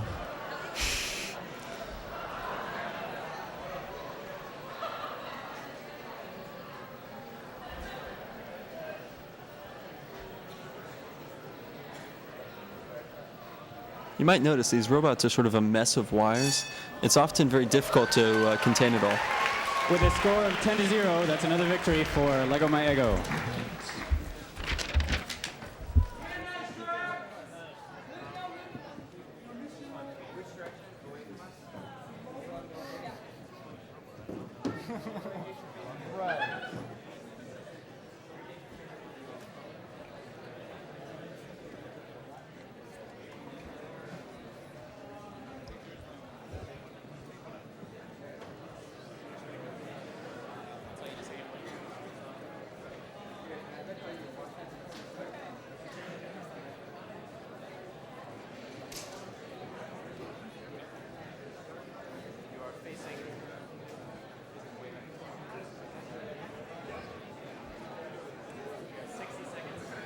Okay. On table 2, and the dark side is team. I can't see your sign because it's all folded up. It's team 28 with Paco Lopez. And this time they're going to hit their start button. That's their secret strategy. And on the light side is team 9. What? Overachiever. Hang on. Okay, the lights are off. The start button is being pushed. You can see it happening. Okay, here we go. 3, 2, 1. Overachiever actually represents a unique implementation of, as you can just see, scoring one ball, of a genre of design which attempts to actually suck the ball up, in this particular case using tires and gears. It then detects whether or not it wants to keep the ball and then dumps it.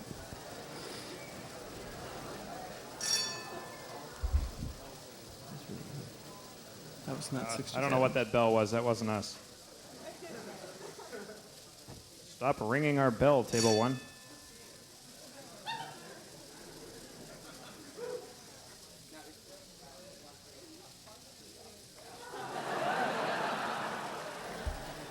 The robot seems to be a bit confused as to where it is. It actually tried to find the block and then shift over and go past it, but it hit it again.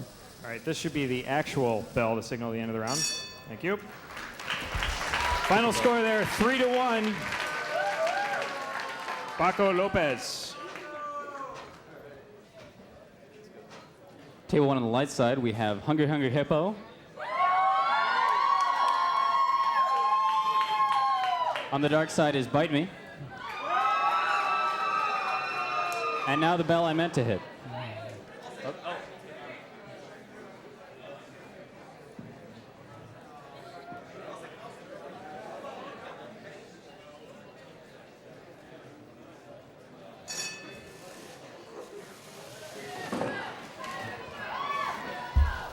Teammate actually names the robot Hungry Hungry Hippo. It's just, having loved that childhood name, the childhood game, certainly appreciate it.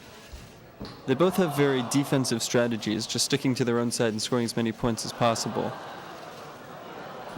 Although they appear to be being entangled and one is attacking the other. Some kind of strange... ritual mating of Yeah. robots.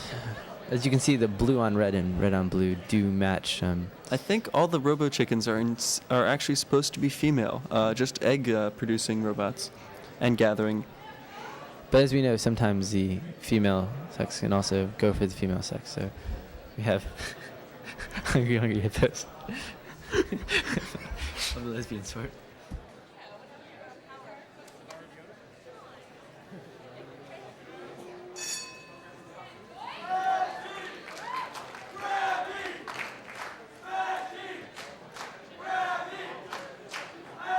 So even though Bite Me had the pin, the score is still 1-1. It's a double win.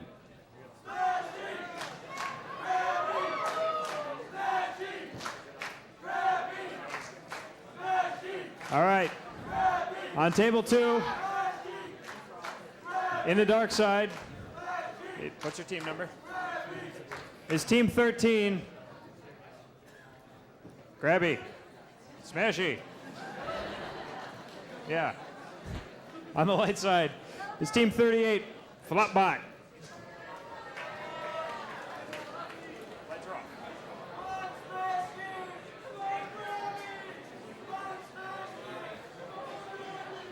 All right, here we go. 3, 2, 1.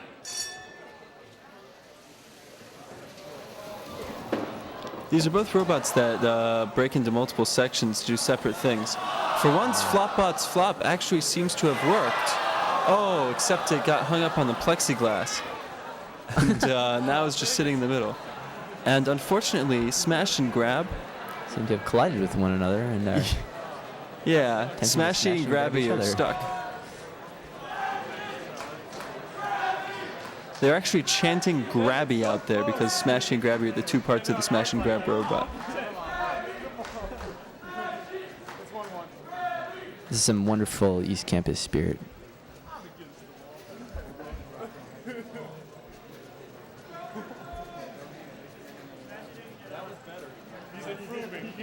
I think that was about the best I've seen Flopbot perform all day.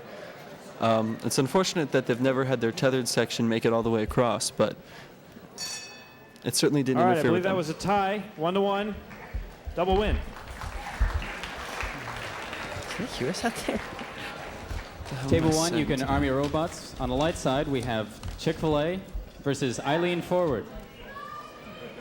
On the dark side.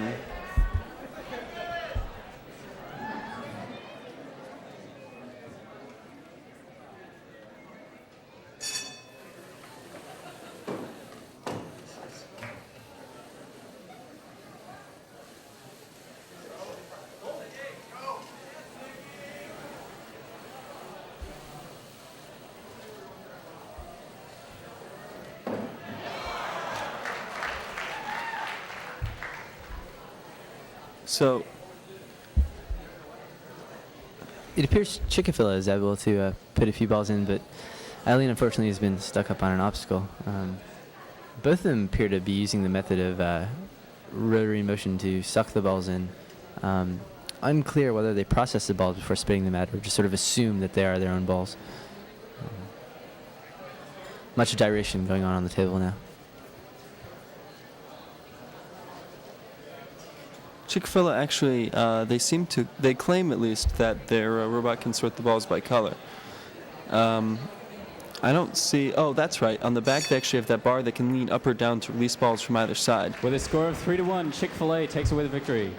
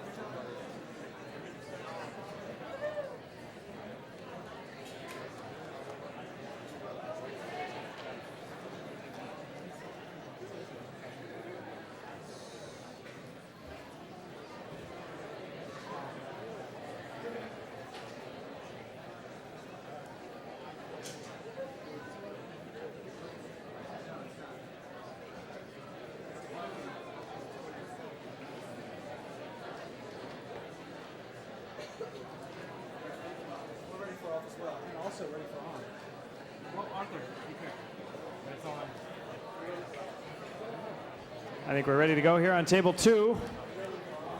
Yep. On the dark side is team 34, Phoenix Claw. And on the light side is team 31, Keep Your Eyes on the Gold Chain. Lights are off. Look at this. They don't even need to hit a button. That's how cool they are.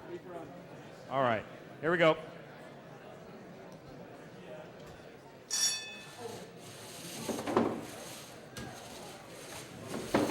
Both robots actually have the same strategy, basically, of first going for the 2 easy balls and then trying to get all the rest on their side.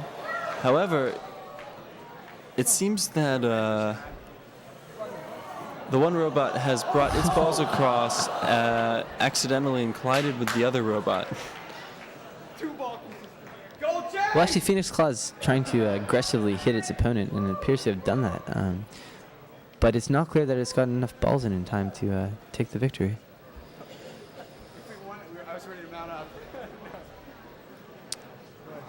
No. We've had more robots than usual with aggressive strategies this year, partially because we've made it easier for the contestants to use the IR beacon, and also partially because we've been encouraging it. The IR beacon is produced by one of our organizers and TA sometimes. All right, so the Jan score there Malasek. was 3-1. Keep your eyes on the gold chain, team 31. On table 1, on the light side, we have Chubeto. On the dark side is Balls Out. Arm your robots.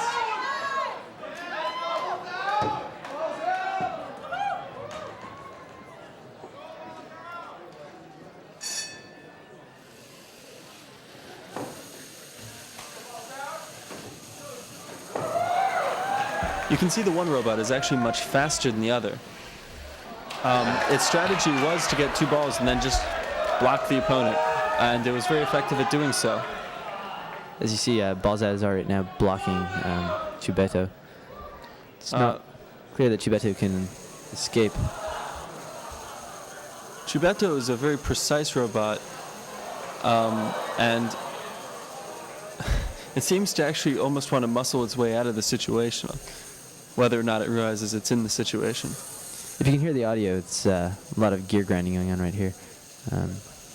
Hear the gear chains like ripping apart. That's not the sound what happens after 3 weeks is gears working smoothly. constant gear grinding. You actually end up with Lego dust, and contestants sometimes, if they don't fix this problem, end up losing because their gears will slip and miss and results in all sorts of bad things.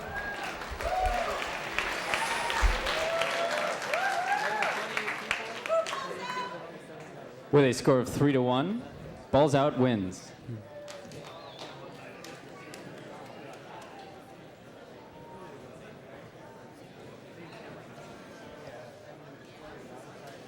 The end of round 4. There have been a number of robots eliminated at this point, but there were still a number of double wins, which is slowing us down. We like to try and keep it to 7 rounds, but at this point I think we might actually end up with 8 rounds or even more. As you can see at this point, some of the strategies that have been making it into the final rounds have been certainly aggressive strategies, where robots are trying to attack each other. Strategies where multi-agent systems are releasing robots into the tro. And some of the simple strategies which are very efficient at putting 4 or 5 balls down into the hole. So it'll be interesting to see in the final rounds which of these ends up being better than the others, whether it's a matter of speed or whether it's a matter of blocking. And there are still a couple combination strategies where they have the multi-part robot that splits apart one section trying to score points and the other section blocking the opponent from scoring points. We've seen some of those, Smashing Grabby, who, unfortunately, that robot, its 2 sections collided with each other, as we saw. But there's certainly a couple others. We see the Flopbot, which crosses across with one section. And we've seen another section that can drop 2 blockers in for both sides.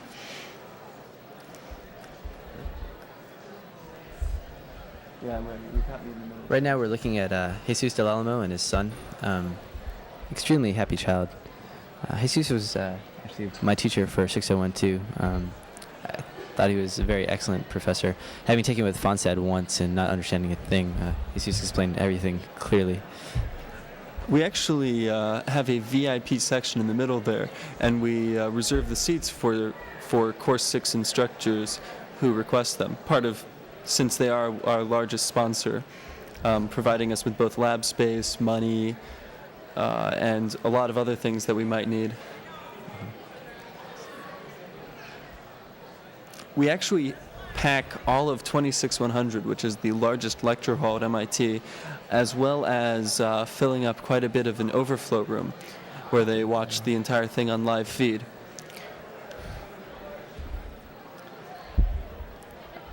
I guess while we're waiting for the next round to start, we can perhaps bore you with some of the details of the sensors that we use on the robots. Now, if Nick and I can rip through all of these, let's see, we have many push button sensors. These are lever arms or push buttons or sort of binary sensors, whether or not something's been pressed in or not. I certainly have a favorite of those sorts. There's one with a really long, flexible arm that can be used. You can bend it around a corner so it can cover both sides of the corner, so that with only 4 sensors, you have a touch sensor for each corner of your robot. These are sort of the lower level sensors. You see them around the sides of the robots and much more in use. I guess this is maybe a personal viewpoint, but it sort of escalates towards distance sensors, which are somewhat more complicated. And certainly the most high end of our sensors. Definitely. I think they're $7 a pop. Is that how it is? I forget how much they actually cost. We give the students 20 sensor points at the beginning of the month, and we say that they're allowed to use them at 1 point a sensor up or in 3 points for a distance sensor. We're actually about to go to a demo now. We're going to do a mock contest on table 1 with a couple robots that have been eliminated but are still pretty cool. So we'll be seeing that shortly. Hi. Hi. Big match. Oh, that's so cute.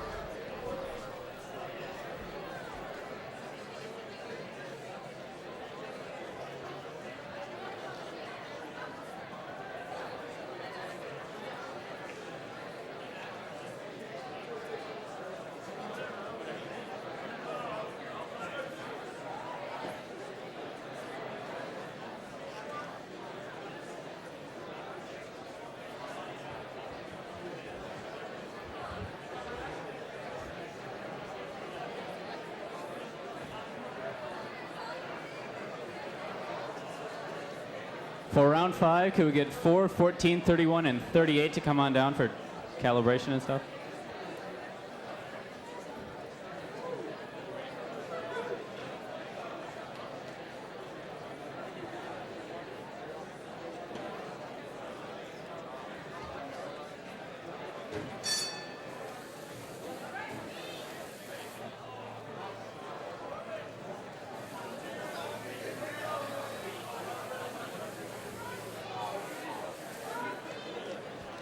Hello? All right, just to let you guys know, I'm missing my left sensor on front, so it can't detect collisions on front. But if you'll take a look, there's a little spinny disc thing, and it's real cool. Hey, guys, wait, check this. Hold up. Can you get this? Hey, you see this right here?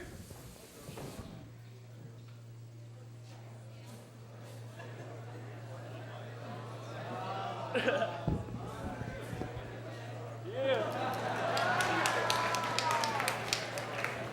I don't know what that was either.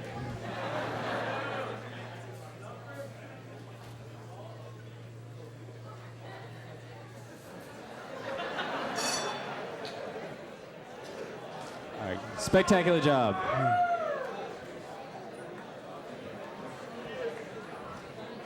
Okay, 4 and 14 to table 1.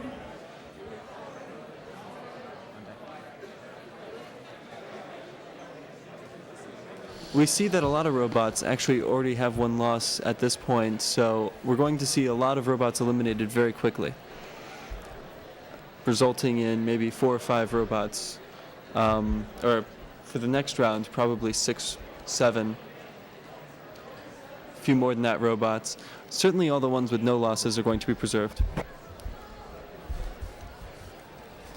Wow, this is going to be a tight competition, except for Team 13, 27, and 25, which are guaranteed to make it on 31 and 37, 44.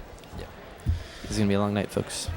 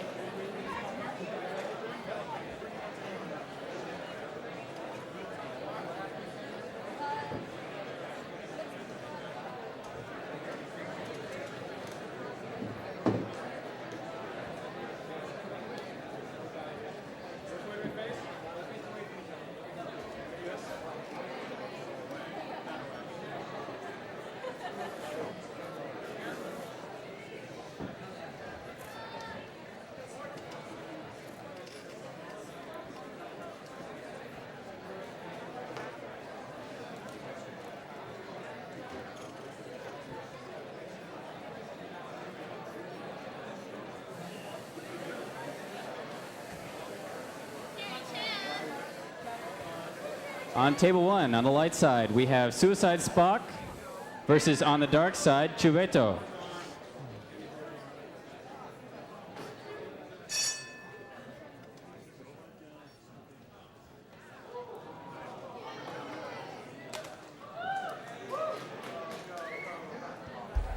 It appears there may have been See that they a... both failed to start. Once the 60 seconds are up, we'll make sure the lights are still working. Yeah, the lights are on. That's the robot's lights.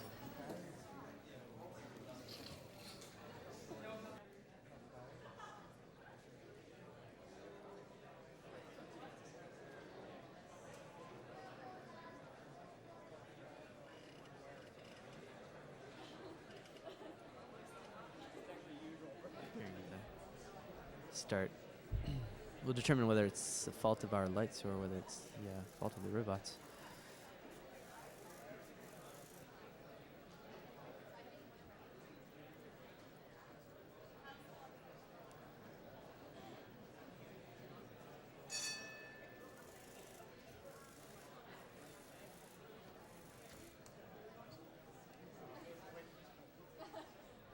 We're all anticipating the decision of Aaron Foss here.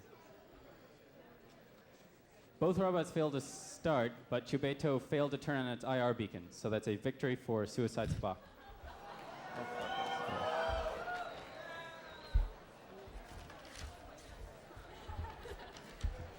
Gold chain versus.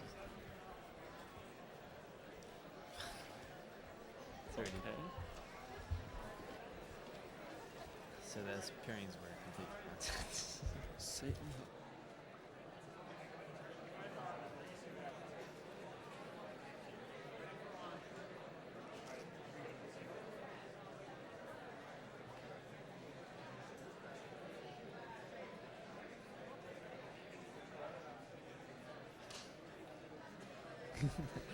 In the past. What do you think, Nick?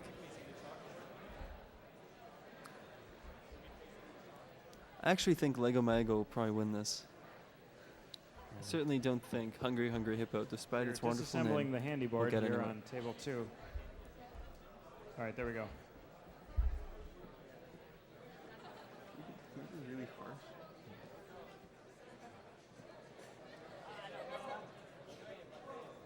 Lego Maego. It's yellow and red.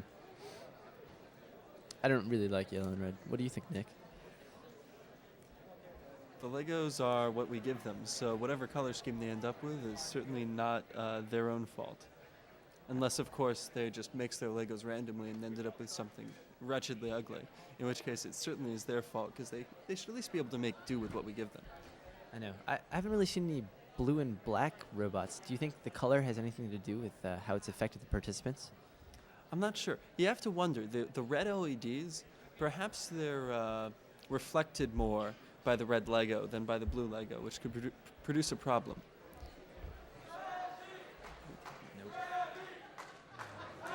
You guessed it. On table 1, on the dark side, we have Smash and Grab. On the light side, Team 23.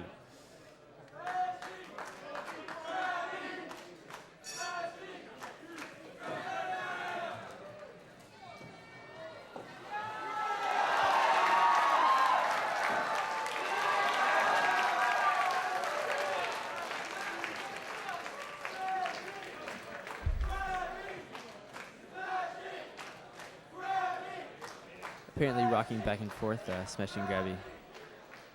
Attempting to exert force upon the wall for no apparent reason. Unfortunately, we've seen many robots stuck in the corner. If only there was a way to make tables without corners.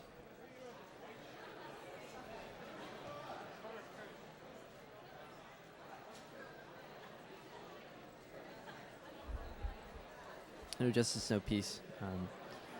Not being able to score any balls at the moment. It does do IR tracking. It's not quite clear whether it's for line following or whether it's actually trying to track the other robot. That's a 3-1 victory for Smashy.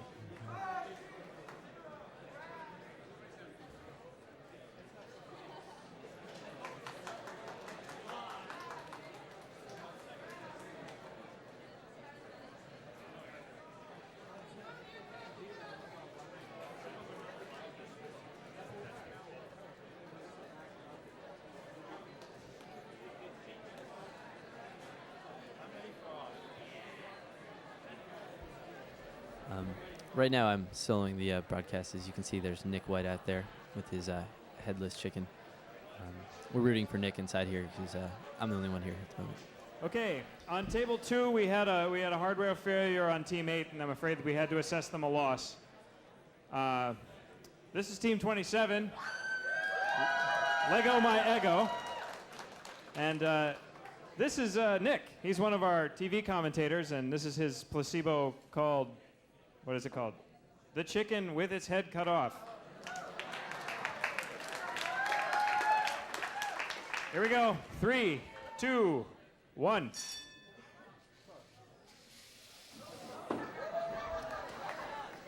Apparently, Team 27, Lego Mayago, is able to do its usual. This robot's very interesting. It has legs, which Nick's it disqualified for uses cheating. to walk around every now and then. It often tends to drop the legs and then resorts to wheels, which hopefully we can get a sight of soon. Lego Mayago is a very consistent robot. It's always been able to at least get 3 to 4 balls and sometimes more. We talked to the team earlier. They had their design done within a week. And,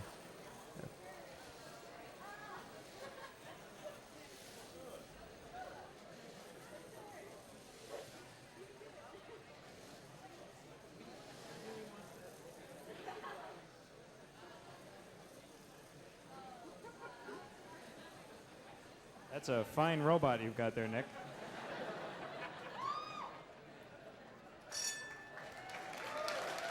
All right, 3-1. Team 27 wins. 3-0. I can't count, but you know what I meant. Should be a good match on table 1. We have Angie, the very angry bot, versus Ninja, a bunch of words, Bob.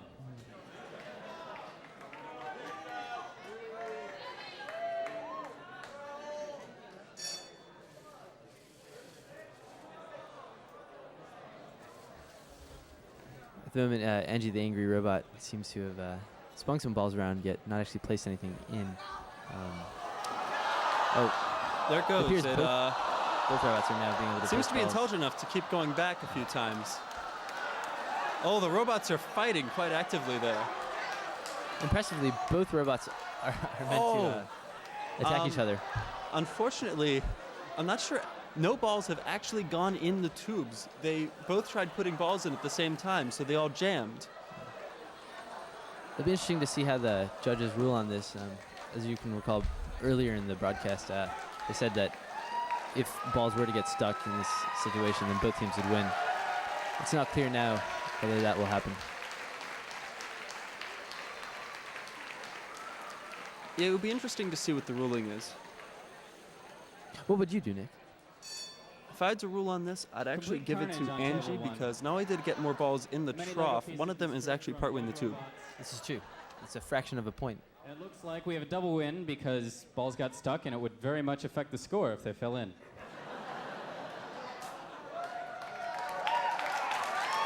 A double win.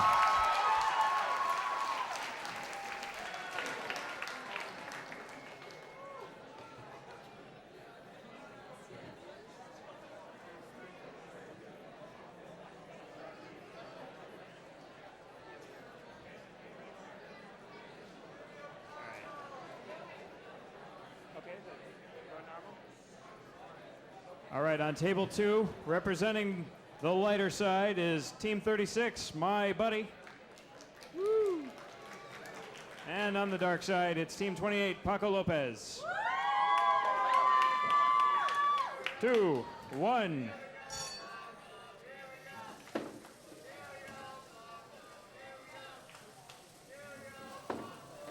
It's interesting to see this face-off between Team 36, my buddy, a group of girls from McCormick, very nice girls actually, and they put beautiful pink tape all over their all over their Lego, and their design isn't actually to attack the balls or the other robots, just to push balls gently into the trough. Whereas Paco Lopez, Team 28, a group of alpha males, is actually attempting to get some balls in and then eventually hopes to abuse the other robot. Actually, it was strange. Early on, I was the TA for Team 36, and I talked to them, and they said, they were these sweet, innocent girls, and they said, well, we're going to try and score some balls in and then attack the other robot viciously. And I was quite amused by this at first, if not frightened. But they've changed their strategy since then to make it more passive. Unfortunately, we're witnessing. All right, once again, those stuck balls there would have changed the outcome of the contest, so we give them both a win and let them rematch later. Unfortunately, this is the third sort of negated contest, a double win, if you will, because of balls getting stuck in the hole.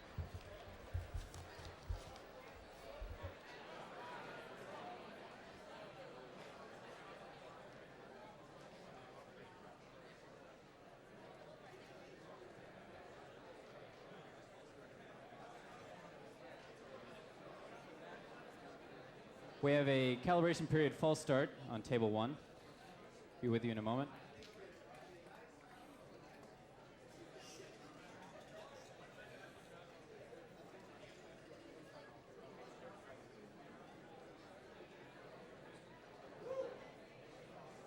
And a handyboard malfunction, so we will rerun this round later.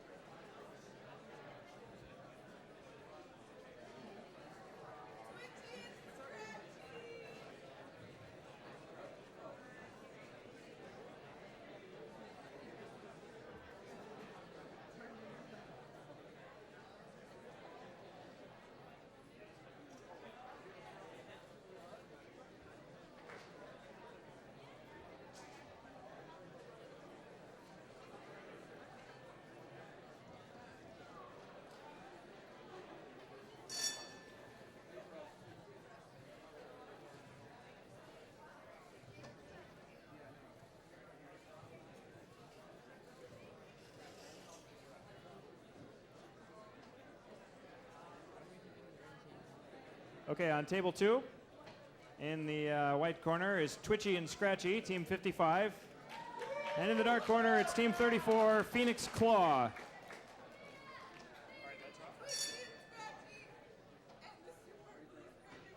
All right, here we go. 3, 2, 1.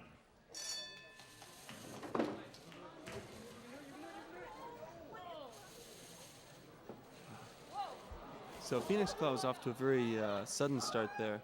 Twitchy and Scratchy seems to be a bit slow moving. I'm not quite sure whether or not it's having trouble deploying the skateboard or... This could be a battery problem, just judging from the way the slow start and the difficulty for the skateboard to actually release.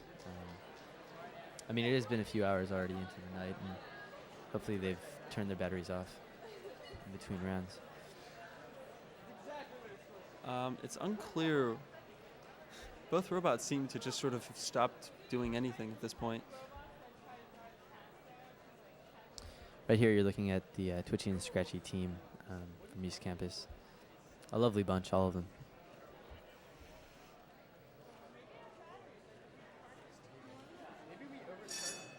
And has a very cute. All right, the score there was a very quick 1-1, followed by about 58 seconds of whatever that was. Twitching, right. Twitching and scratching. So that's a double win.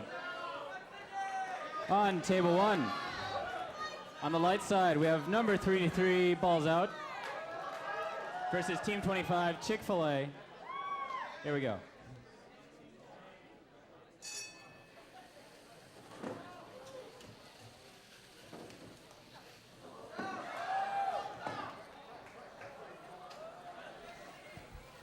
Right there, you saw balls out using its pen to catch a ball and detect, and then right now you can see it'll either dump it to the left-hand side or right-hand side based on whether it needs to keep that ball. This robot is effectively sorting balls by color. It's very impressive watching this. Unfortunately, 2 balls have been stuck in the center. It's not clear whether or not a third ball, hopefully later on, will hit this. But they've certainly got the extra points. They're actually riding on top of their opponent's balls to get the value, to raise the value of the ball that they put on that side.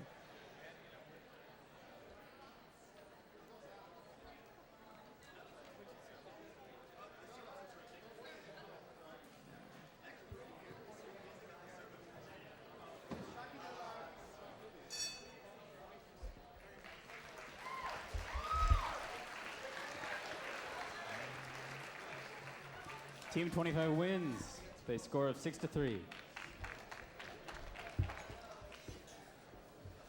we ever going to run there? Yeah, I don't know what they do with these guys.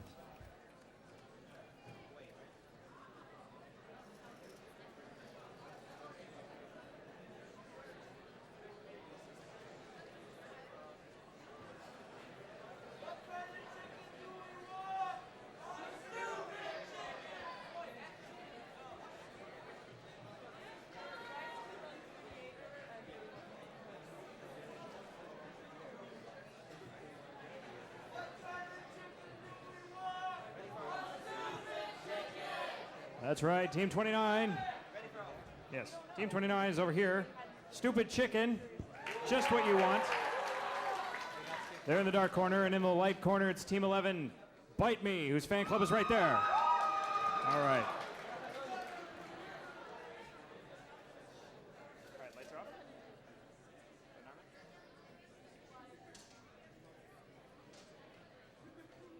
All right, here we go. 3, 2, 1.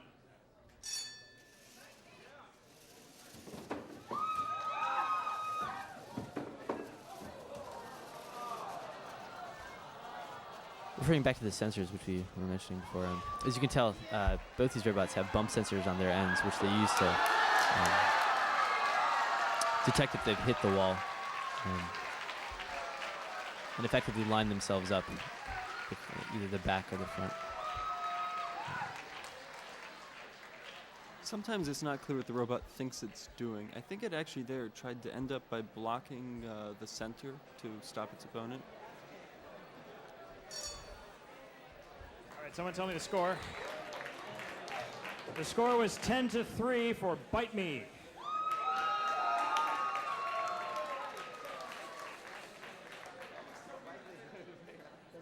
I managed to mess up 2 rounds with that one. No false start.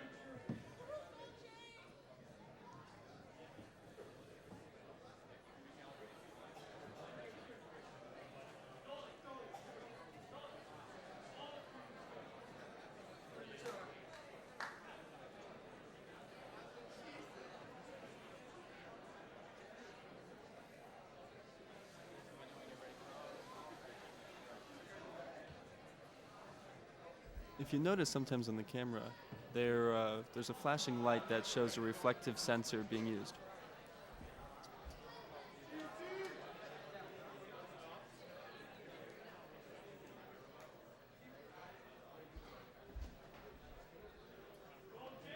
Hey, on table 1, we have Keep Your Eye on the Gold Chain. On the dark side of the table, and on the light side of the table, we have Flopbot, Team 38.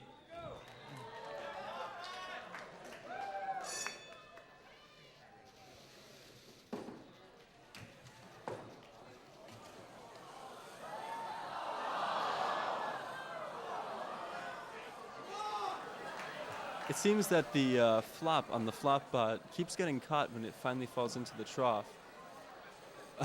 Right now, it's like a matter of tether. Looks like they used a base plate for the tether, but fortunately, it seems to be caught on one of the long sensors. At least it will block any balls from. Gold chain nearly got stopped by the flop there, but With both balls stuck in the tro, it's not clear whether this will be a double win or whether. oh, that's certainly a win for Keep Your Eyes on the Gold Chain, Team 31. Despite the little robot attacking it.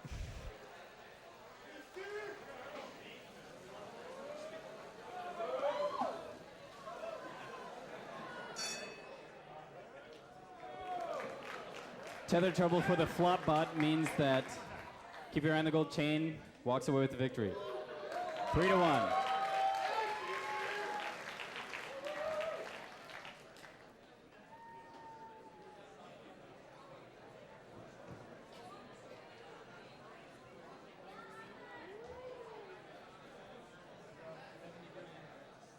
Under around 11 billion.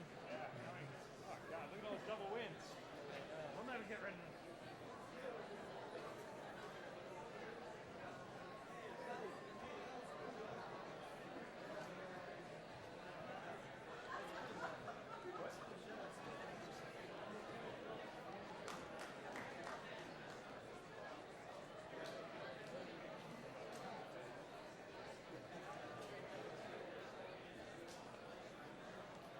Any news on 12 and 44?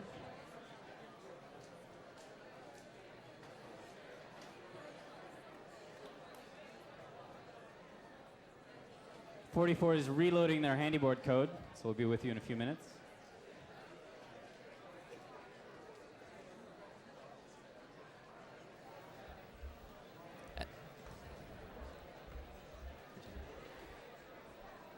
Can I put my robot up?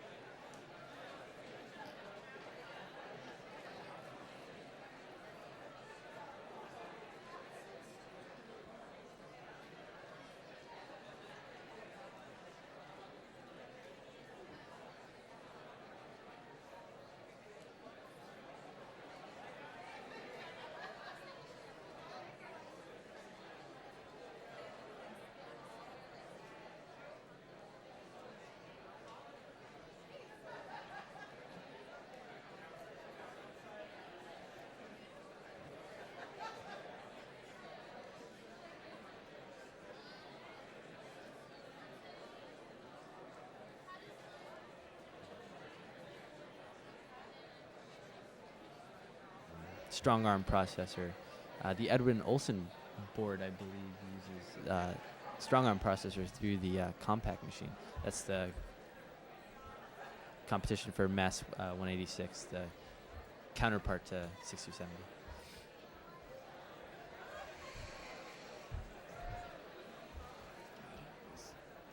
Placebo.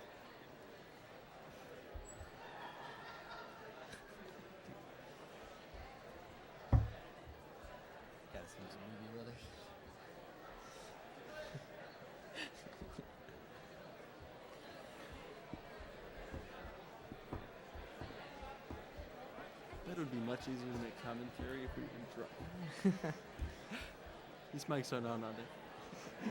So I think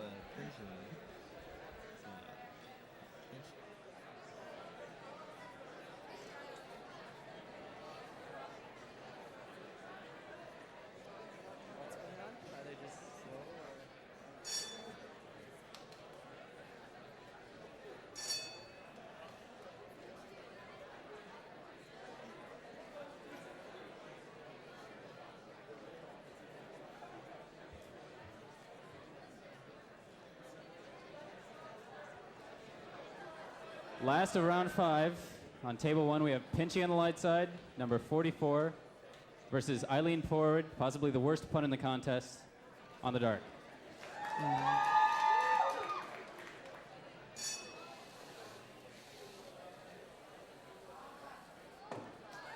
So you can see early on, Pinchy uses its front arm to figure out where the block is, because the block is placed by your opponent, in fact. So you don't know where it's there. As you can see, it's using its bump sensors to figure out whether or not it's closed a contact switch. Unfortunately, that sensor may actually be broken because it seems not to be finding the block. Looks like both robots are stuck. It's not clear whether Pinchy will pinch Eileen or Eileen will lean all over Pinchy.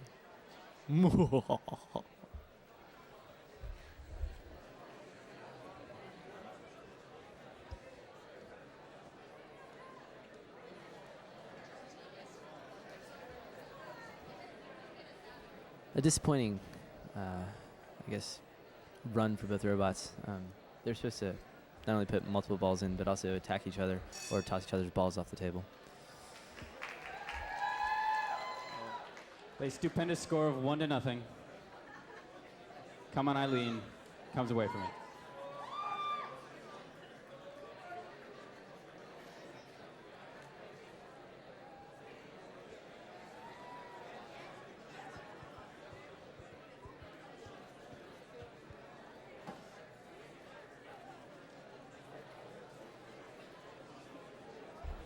Right now you can see a wonderful profile shot of Manu Seth.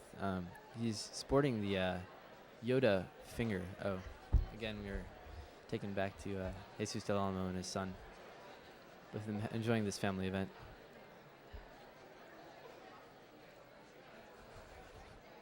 I'll look at the little tyke. Just loves to be on TV.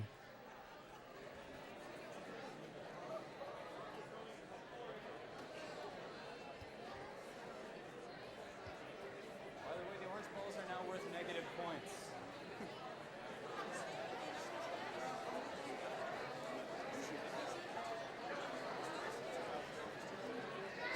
Somewhat questionable, but he was certainly a friend of ours and aided us in the design.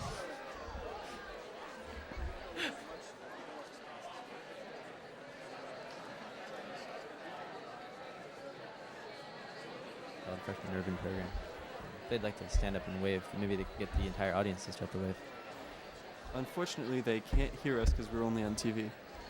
So this is all going to be edited out anyways because it's all filler.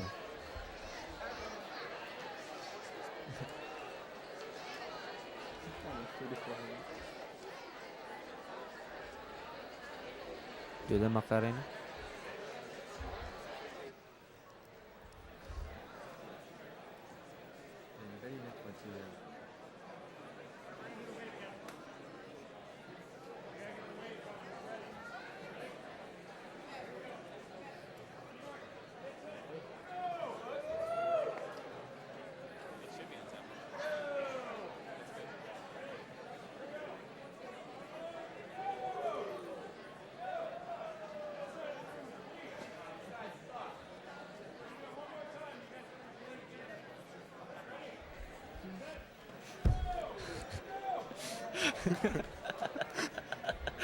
That was a great cut. I really think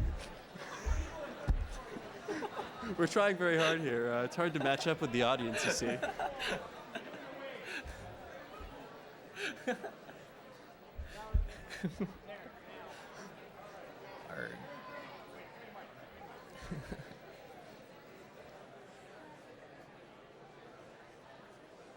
If you're in 34-101 right now or watching at home, you should be doing the wave along with us. Okay? So get ready, put down your chips or whatever. We're going to do the wave one more time because we've got some time to kill. So here we go.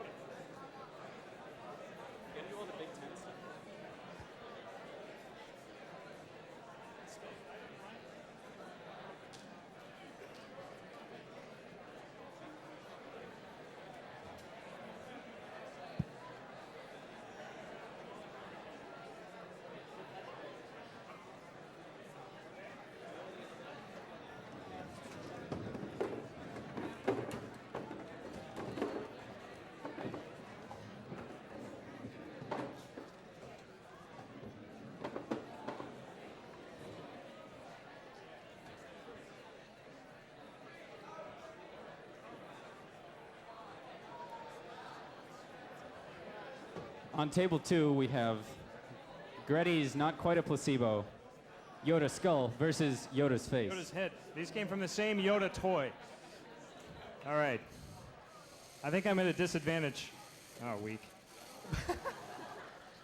I think that's interact. This is not an autonomous system.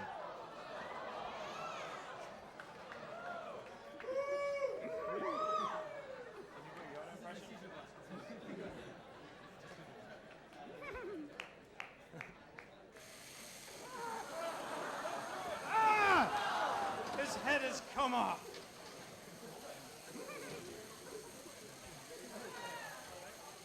I cannot teach him.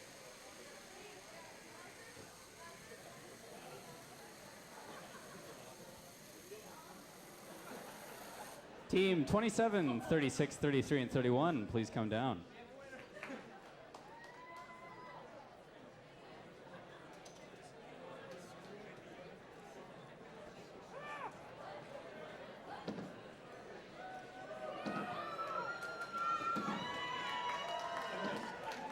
Thank you, Gretty. That was disturbing as it was technically brilliant.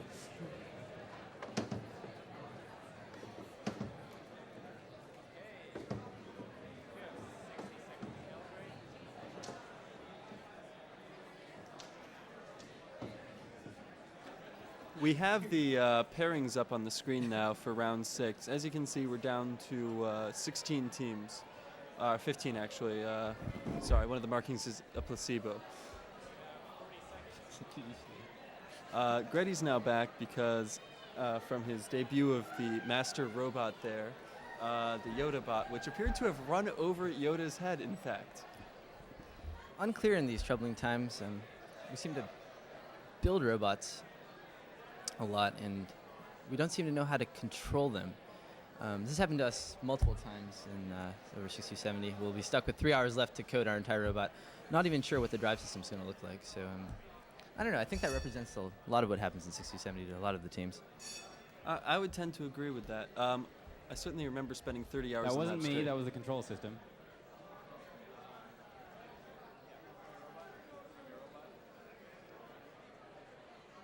All right, on table 1, on the light side, we have my buddy, the friendly robot, versus 27, Lego My Ego.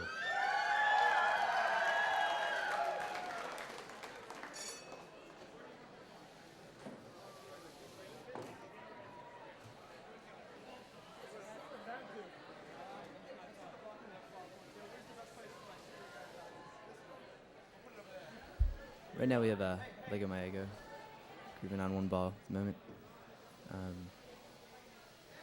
again, a very consistent robot.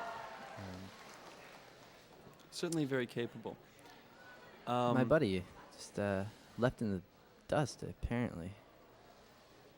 Perhaps the batteries aren't turned on. It's not quite clear. Oh, they must be turned on. It has moved. It's just maybe stuck on the wall again.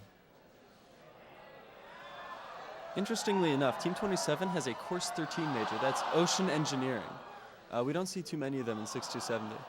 And the robot appears to have gotten itself jammed against the block and is not sure what it's doing at this point, other than it keeps trying to back up and try again.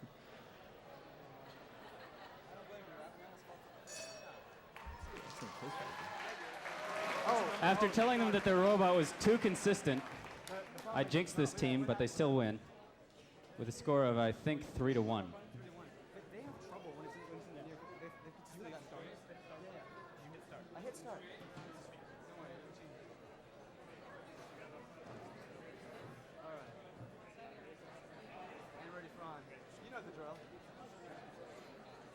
All right. Over here on table 2. In the dark corner. It's Team 33. Ball's out. And on the light side, it's Team 31. Keep your eyes on the gold chain.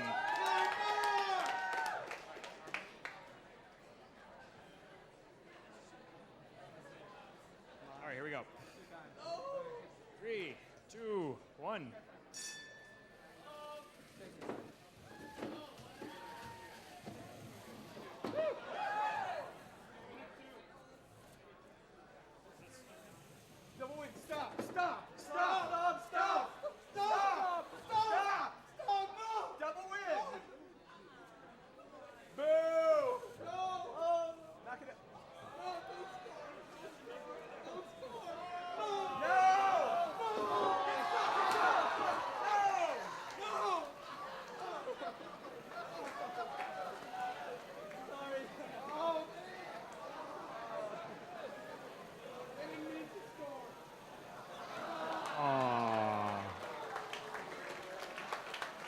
We certainly bond with each other over these past 3 weeks, and it's just wonderful to see these kids getting along so well. They feel bad when they eliminate another robot, you see.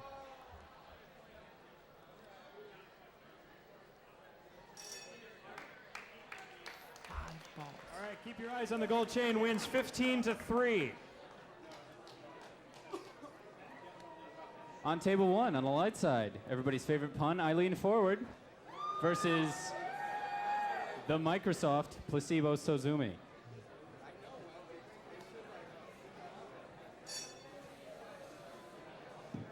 Looks like Big Brother's let the dogs out again.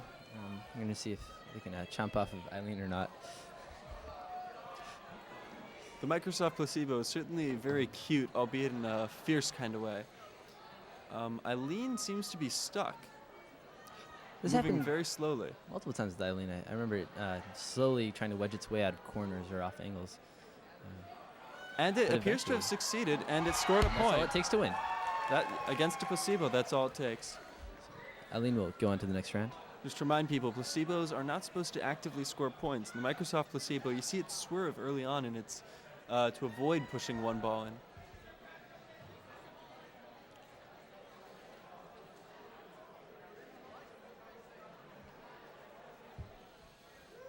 Interesting. I think I've actually seen Eileen lift any of the balls that it was supposed to. I think it's lucked out so far. It's just push balls. Have you witnessed it in its full glory? No, I haven't. Interesting. We'll see how it competes. On table 1, Maybe luck is on their side. a victory for Eileen Forward.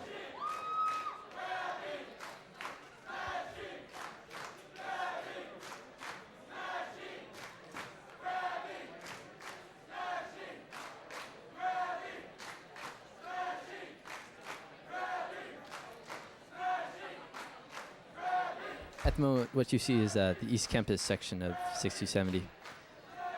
As you can tell, they all have the classic East Campus chant and haircut. They're actually chanting grabby for the smash and grab yet again. They seem to have quite a following, that small crew, for the smash and grab robot. Interestingly, these are two East Campus teams. Looks like we have Fourth West versus that First West? Splitting up the Brotherhood.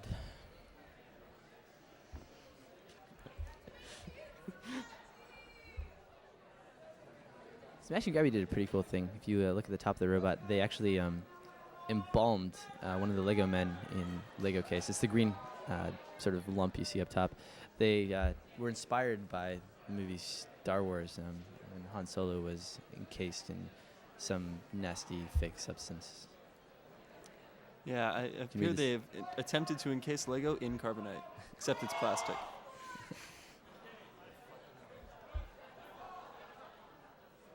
Both teams displaying cute. All right.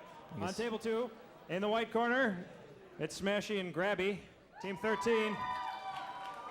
And their evil counterpart on the dark side is Twitchy and Scratchy, Team 55. 3, 2, 1.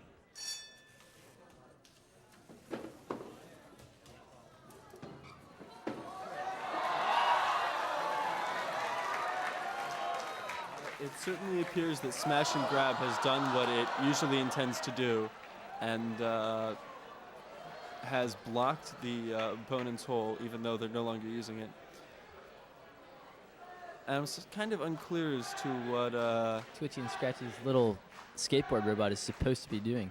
I don't think I've seen it fully operate yet this round.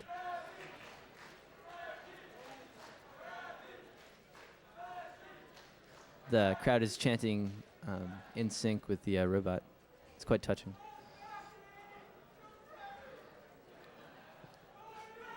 that is a winning combination for Smash and Grab if they can just keep that up in the future. Indeed.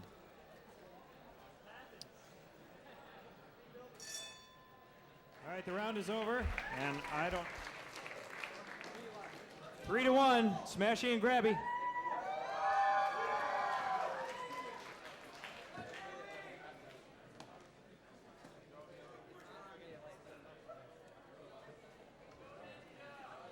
On table 1, Ninja Bob on the light side versus Paco Lopez on the dark side. Fuck.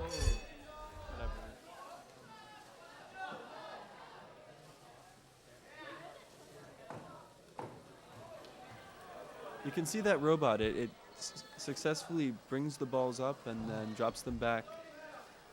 It looks The like other we've robot- lost a gear and some other parts of... But it wasn't enough to stop them. The robot was robust enough to keep going. It's quite impressive design. Sort of unclear what the robot thinks it's doing now. Both robots are sort of confused and attacking each other at this point, and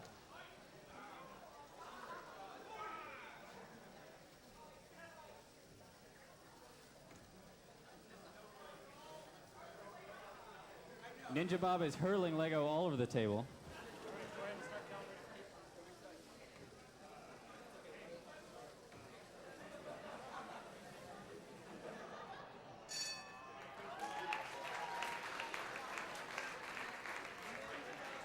With a score of 3-1, looks like Paco Lopez has the victory.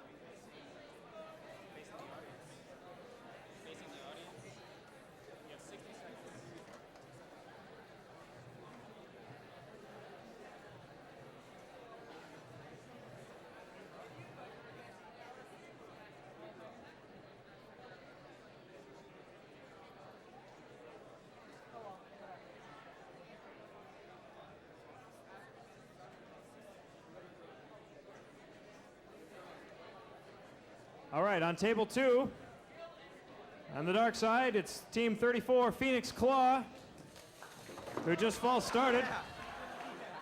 And just to get it out of the way, this is Team 11, Bite Me. Now we're gonna restart real quick. And we have another false start, most likely due to the IR from the audience. Perhaps they should stop taking flash photography. What do you think, Nick? Flash photography is definitely a problem during this So, competition. go ahead and army robots. We have Angry the Blood Hungry, or Angie the Blood Hungry Angry Robot, and Chick-fil-A.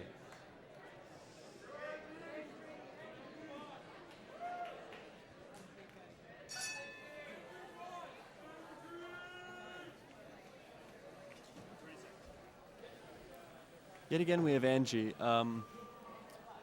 I actually like both of these robots quite a bit. Angie, because of her very aggressive strategy after scoring quite a number of points, and the other robot because of its ability to effectively sort balls.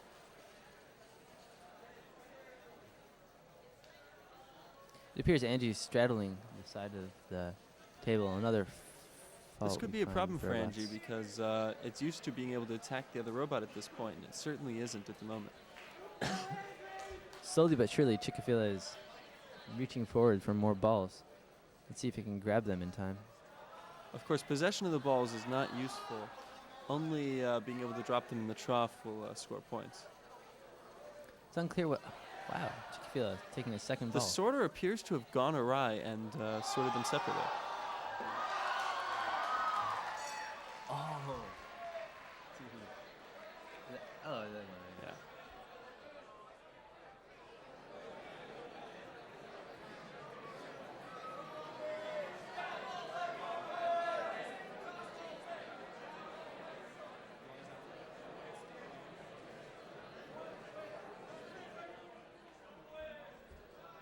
no, the white team would have won.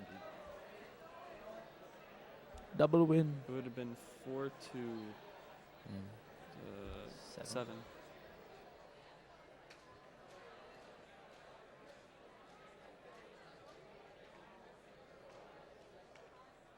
Okay, this was very confusing. Right now, Orange has 2 points, but if the balls fell, White would end up winning because theirs would have fallen afterwards. So it's a double win, and that's the outcome.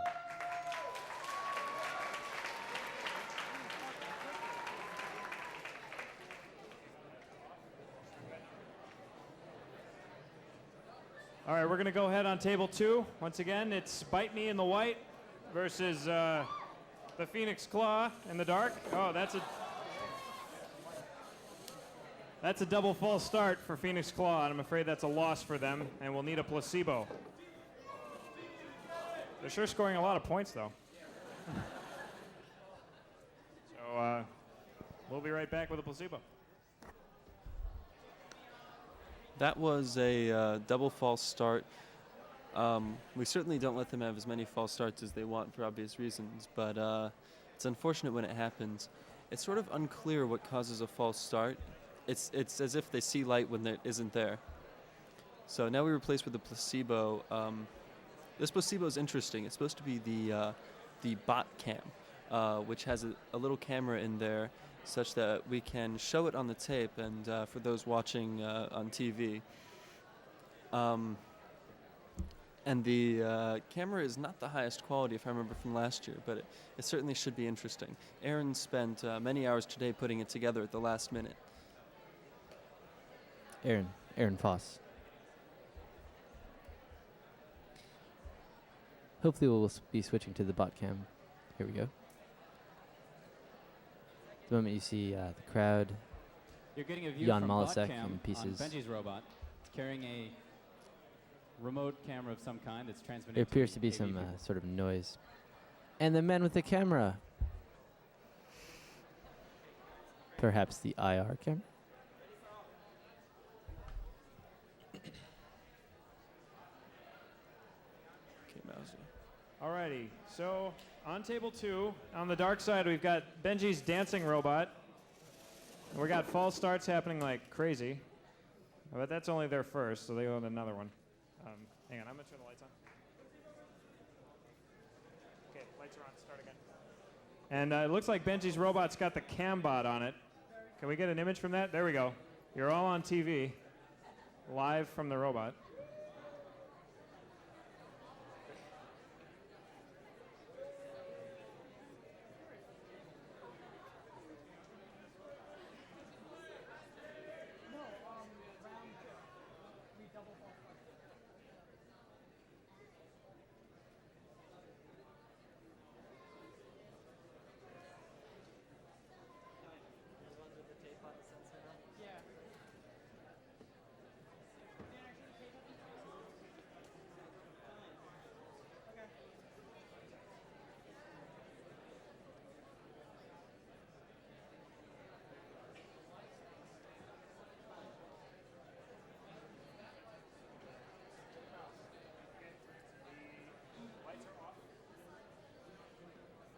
All right, we're going to start this one immediately. 3, 2, 1.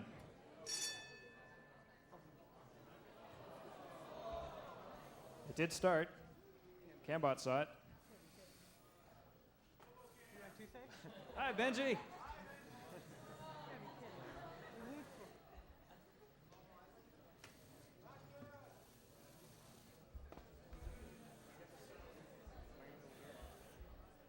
I mean, I tried to work it the first time. I think the batteries are off.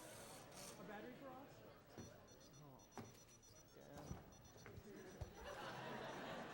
Oh. Okay.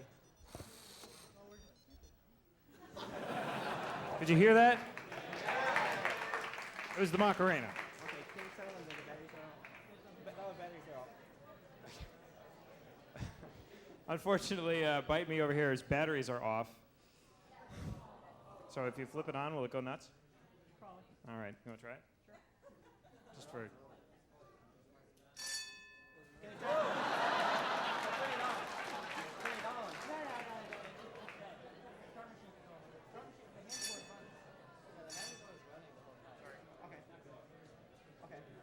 Anyway, so that I'm afraid is a loss for Bite Me.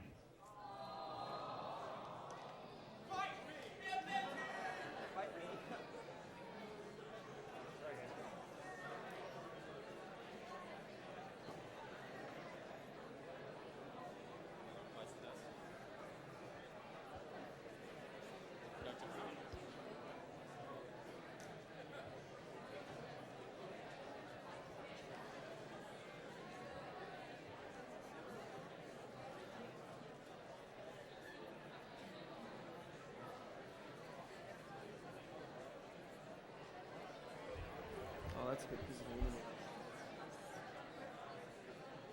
Just so everybody knows, the orange balls in round 7 are worth negative points.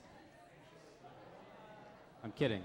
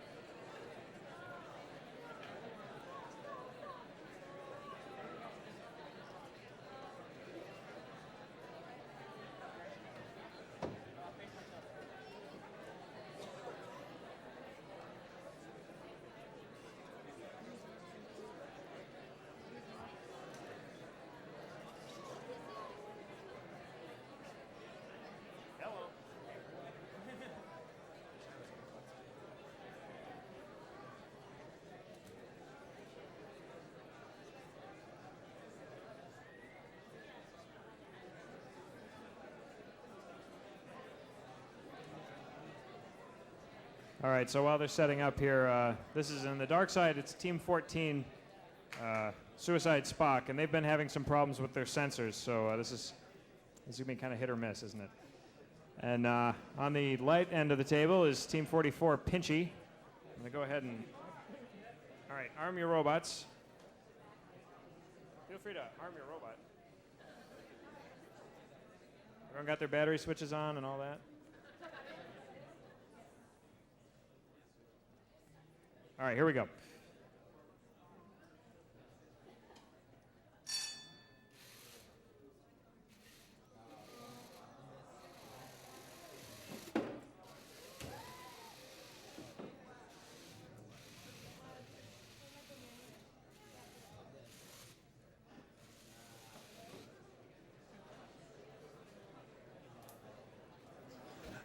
It appears Pinchy got confused and didn't seem to find the block where it thought it should be, thus getting it stuck on it later, thinking it would be farther away. Unfortunately, Suicide Spock hasn't even started. It's unclear whether the start light was effective or I'm willing to maybe bet they that left at the this batteries point, off. Pinchy is lost. I really hope they pull it together. And his handy board's I would dying. like We're some having free all dinner. kinds of electronics failures today.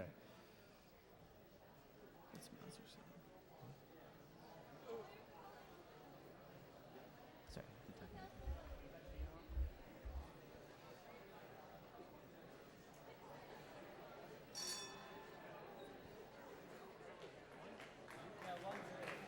1-0, Team 44, Pinchy.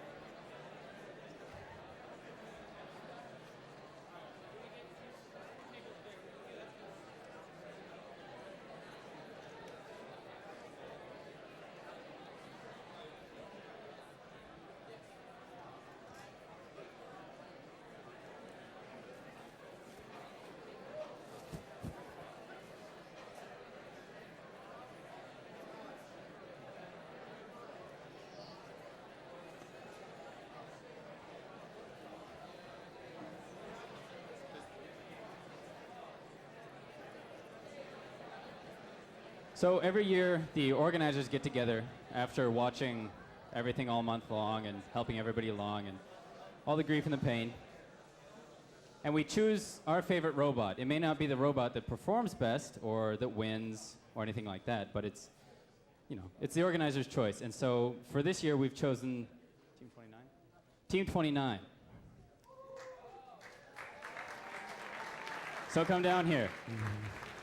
We have to abuse you further.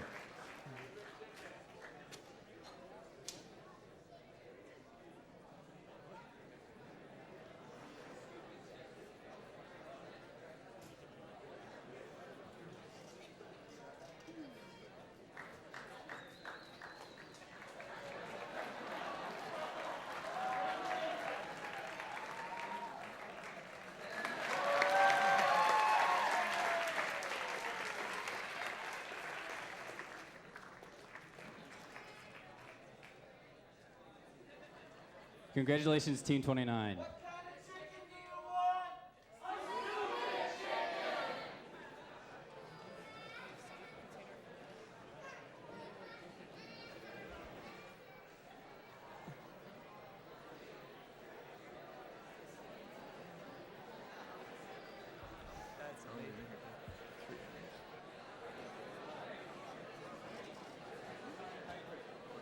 So that was actually the Organizer's Choice Award. We presented them a gift certificate to KFC in a chicken bucket. I actually got to run to KFC just before the show to go get that. KFC.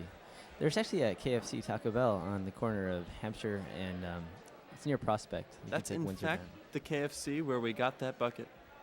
It's actually pretty good. The Taco Bell isn't as good as the Taco Bell in the Galleria, which is why when we make runs for that during 6070, we usually go to the Taco Bell in the Galleria. But that's the 6070 13, 31, supported 27, Taco Bell. 28. You know the role. Okay, now we can see the pairings for round 7. There's actually more robots than usual by round 7. Usually we can cut it back a little more. But unfortunately, especially with that rule with the stuck balls being a double win this year, we're running a little longer than we should.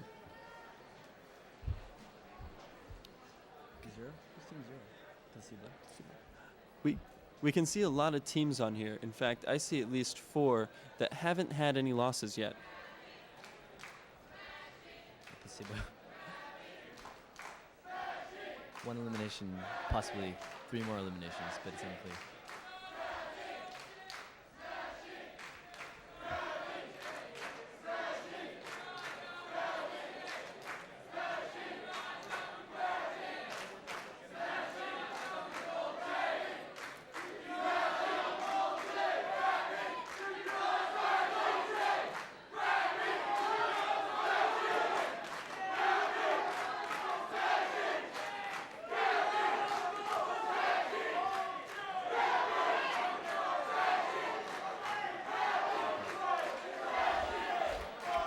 Coca-Cola.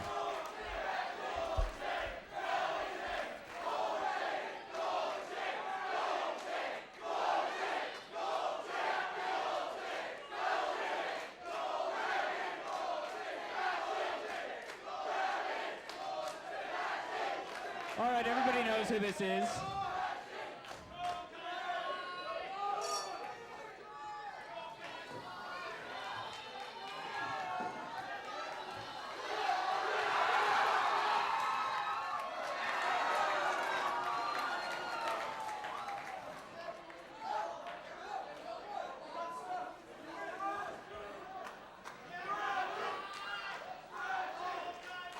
It's actually 1-1 now. Both the robots, at least Grabby and Smashy, attempted to do what it did very well.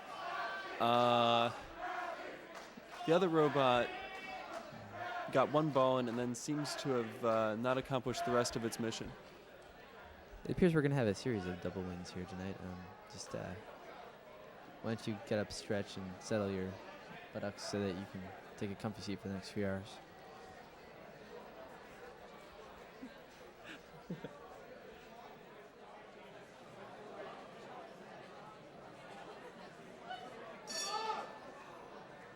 With a score of 1-1, this does not count as part of the whole. That's a double win.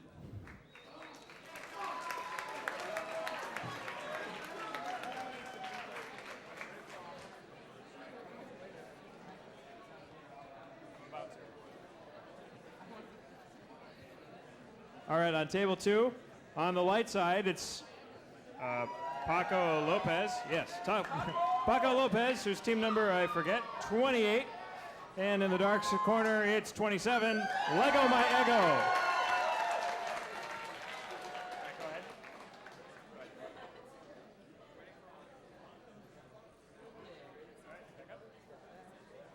Here we go. 3, 2, 1.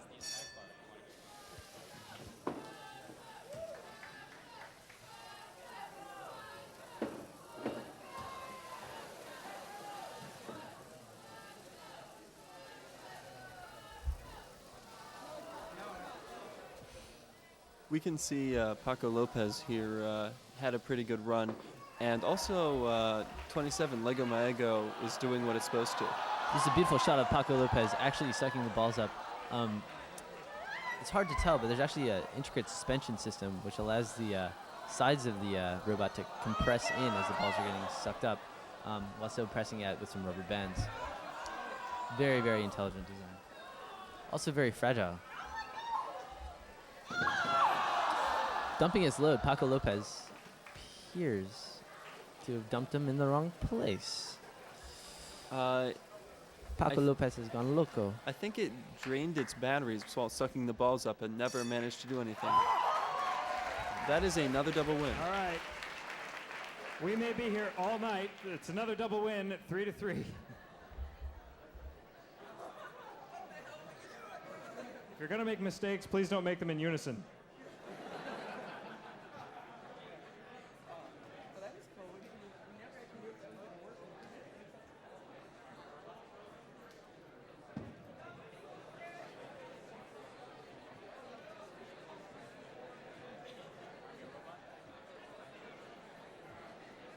On table 1, get ready. It's Angie the Angry Robot versus Sozumi the Placebo.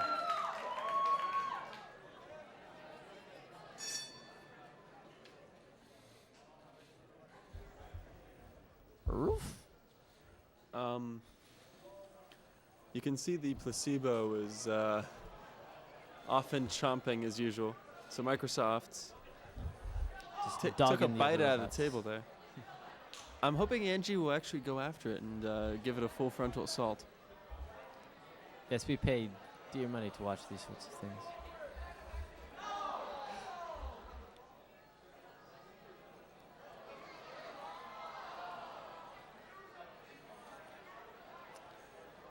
Yeah, we use these placebo rounds instead of buy rounds because it at least seems more fair. Unfortunately, Angie, in her attempts to attack the Microsoft robot, is running into the obstacle. If it can overcome that obstacle, perhaps move around it or jump on top of it, which it cannot. Although it is moving the obstacle, this will be better. There are 10-pound weights under each obstacle. Do you think it's tea time, Nick? Yes, indeed I it believe is. it's team time. And that's a loss for Team 15.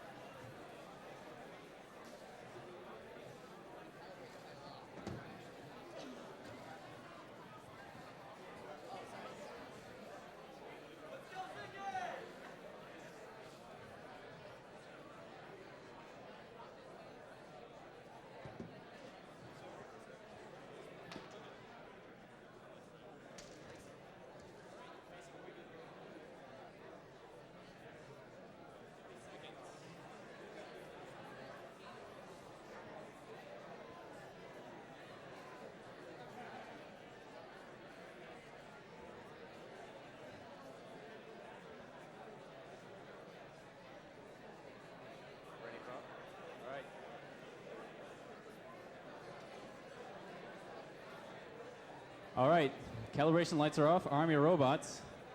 On the white, we have Chick-fil-A. And on the black, Eileen forward.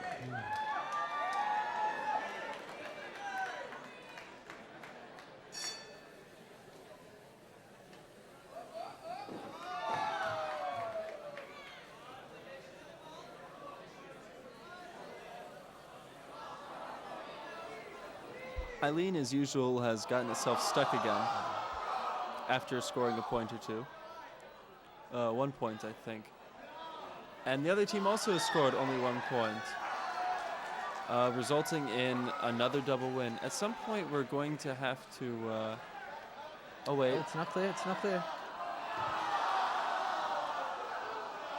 Yeah, at some point, we're going to have to come up with another solution because these double wins are prolonging the contest. Indeed.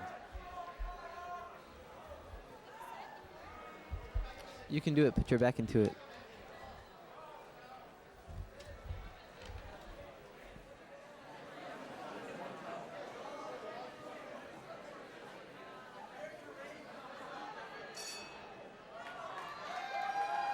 Double win.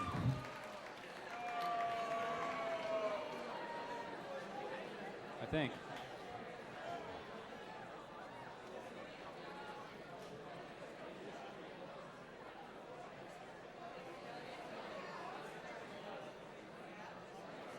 All right. We'd just like to On table reiterate two, to the audience out in there the that light zone. ninjas are cool. And when I say cool, I mean totally sweet. I'm good And by enough to totally raise sweet, your I mean entire team totally here. cool. In the dark, it's Team 37.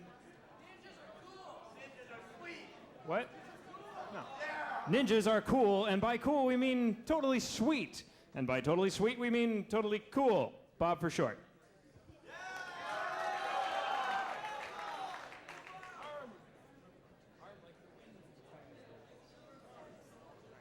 Everyone ready? Here we go.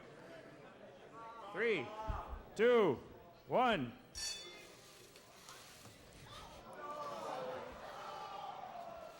Oh, some broken Lego.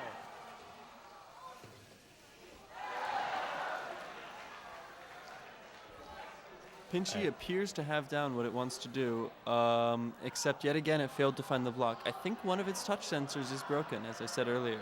It does look like it's hanging a little bit. I'm not sure what it thinks it's doing now. I'm pretty sure it's entirely lost. It could be trying to reorient. It's certainly looking better than the Lost Ninjas robot over here. Stuck in the corner. Looks like it's sulking. Perhaps we should have dunce caps for these robots. What do you think, Nick? Dunce caps for the robots that fail to perform well. That would be reasonable. I mean, awarding prizes is well and good, but we should also punish. Indeed.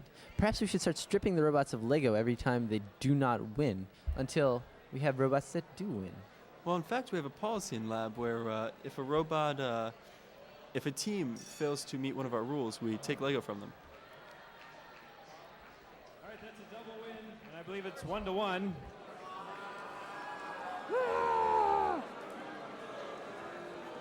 Wait, you guys are booing wins now?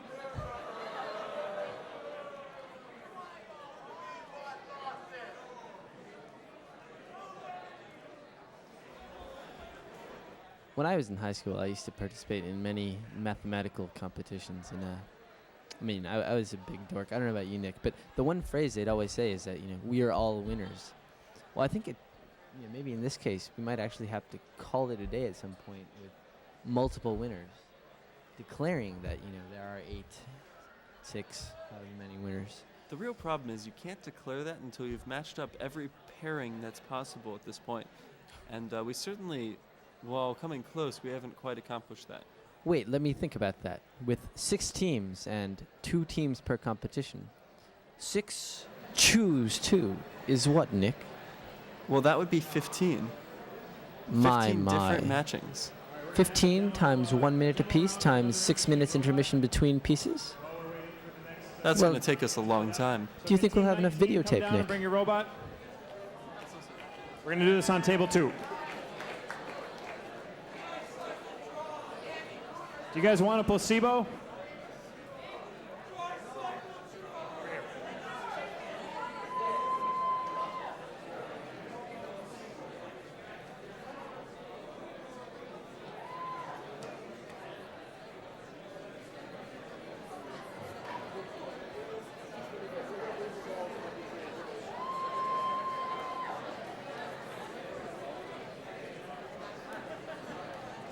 All right, last year there was a synchro drive robot, and this year we thought we'd give the design a shot with one more extra degree of freedom, so we made the legs bankable, and we'll see if we can do some interesting stuff and stand up and maybe flip over with a little help, maybe. We'll see. So give it a shot, Andy. Oh, okay, in the background while Andy's getting it ready, a week ago, we lit 2 servos on fire and had to replace 2 of them. And now, like 12 hours ago, I think we lit the board on fire, and so replaced it a lot. So, we couldn't advance into the competition tonight, but hopefully we'll be able to do some cool stuff right now. We may have to help it a little bit. Yeah.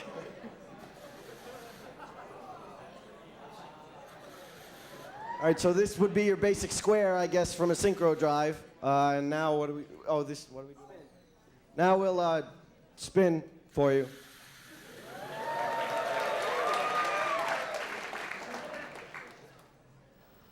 Actually, last year, Gretty had a robot that was very similar to this. There was one key difference that you'll see soon in what this robot can do. May be ready. There you go, Andy. All right, that one didn't work. That's okay. We meant for that to happen. Now all right, we're going to lie down now.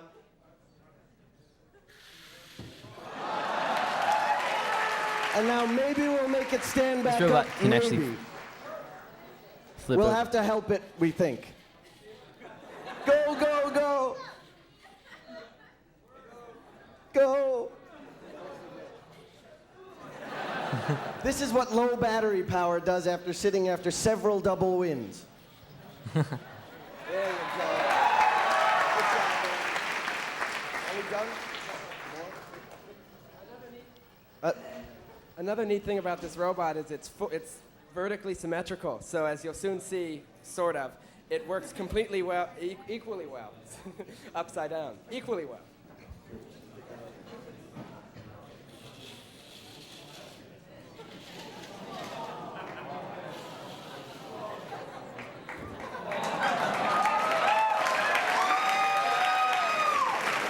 What are you doing? Are you doing square? Right, but doesn't help it. This is one of those robots that classifies as having an interesting design, albeit not very useful. But that should give you about the flavor as we bank outwards.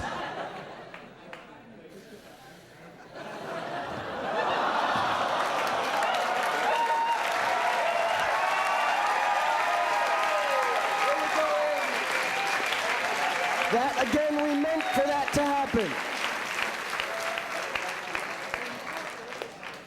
Now for our never, ever, ever has worked code, a flip. We'll end with this.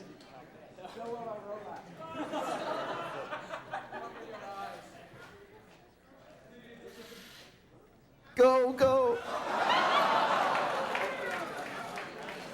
All right, here's where we need to help it a bunch. More. Go, go.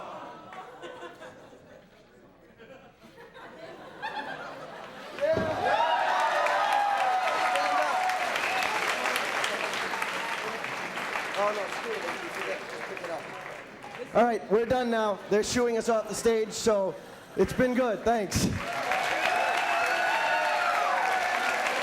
Okay, on table one. One last thing that we'd like to say is a special thanks to everybody on Fifth West, including Cliff and Ken, for their help at the beginning and inspiration with everything. Thanks a lot. I'd like to thank my mom, except that the KFC Taco Bell is closing at 10 o'clock, and, well, she'd understand. Army robot? Oh yeah, you don't need to. Yep.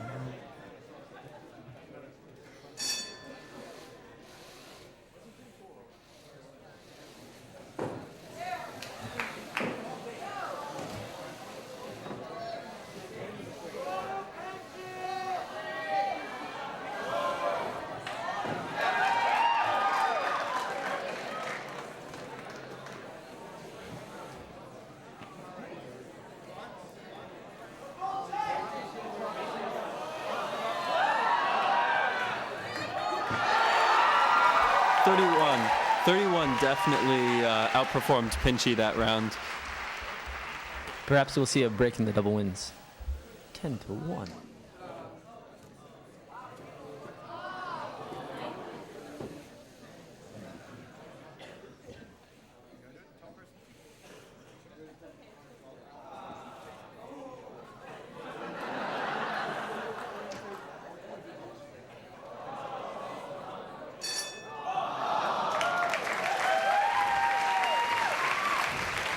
A very convincing victory of 10-1 for Keep Your Eye on the Gold Chain.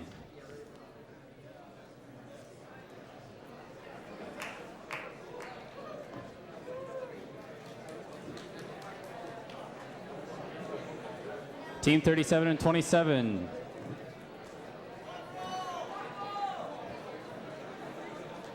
All right. Over on table 2 in the light corner, it's Team 12. I lean forward. Groan. And in the dark corner, it's Team 18, Paco Lopez.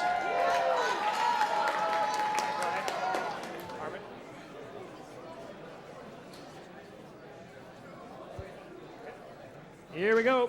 3, 2, 1.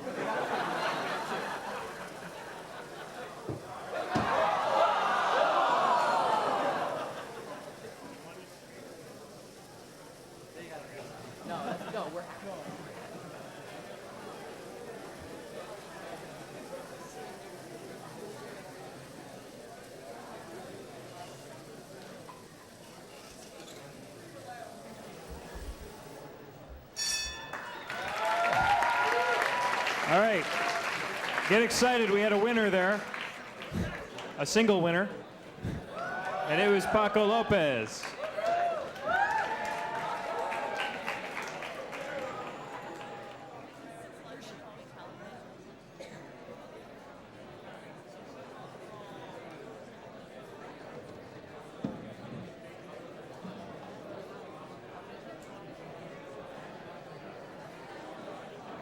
Waiting for last minute batteries on table 1.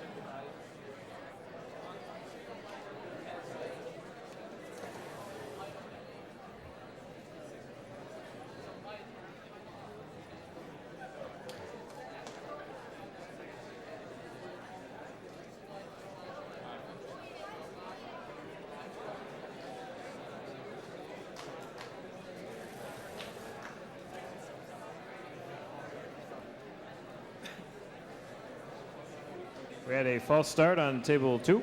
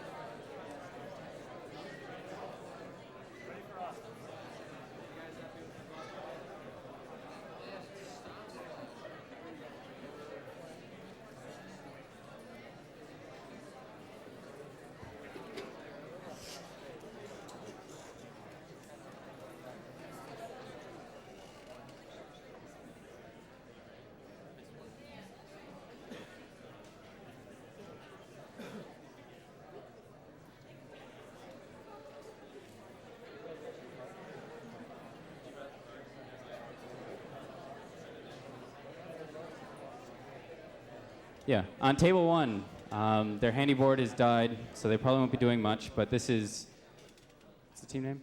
Team 37 Ninja Bob versus 27 Lego My Ego.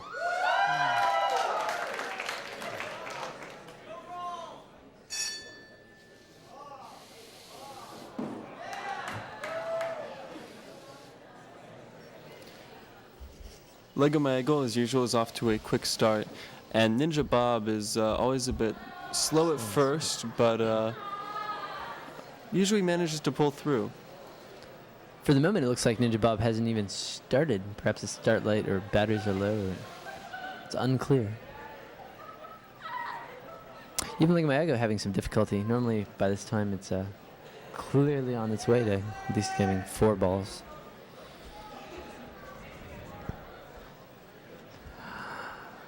It's sort of frustrating when you're a contestant. You have to stand next to the table watching your robot when it fails.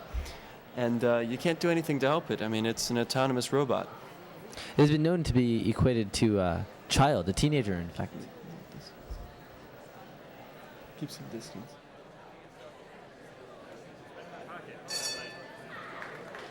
That's a 1-0 victory for Lego My Ego.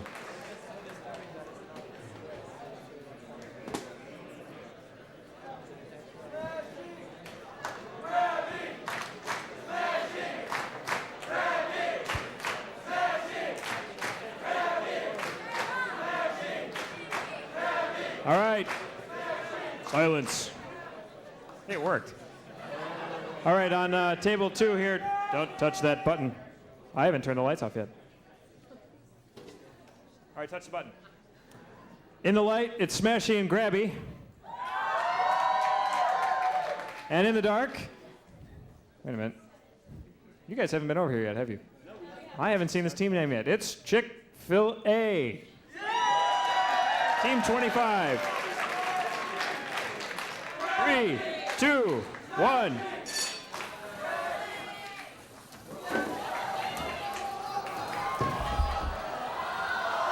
We appear to have lost some Lego, but Smashy and Grabby, much to the audience's delight, has accomplished its goal and even stopped 2 balls from going in the opponent's hole. Amazingly, Smashing Grabby was actually able to stop the first ball as it was rolling down. It plowed it out of the hole and up into the side. Amazing. It must be a very fast little toy for that.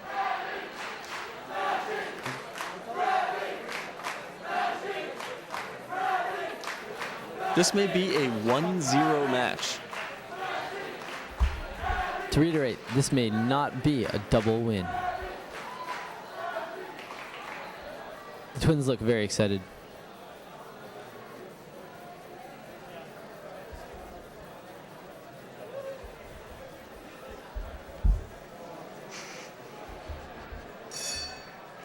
All right. The judge is ruling on that ball. Jan, do you want to examine that closely? They're contesting.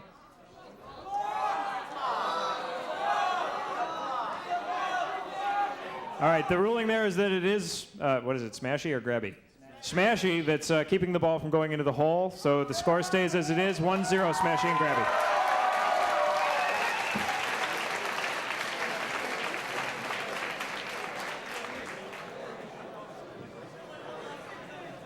Grabby does. He actually grab balls in the...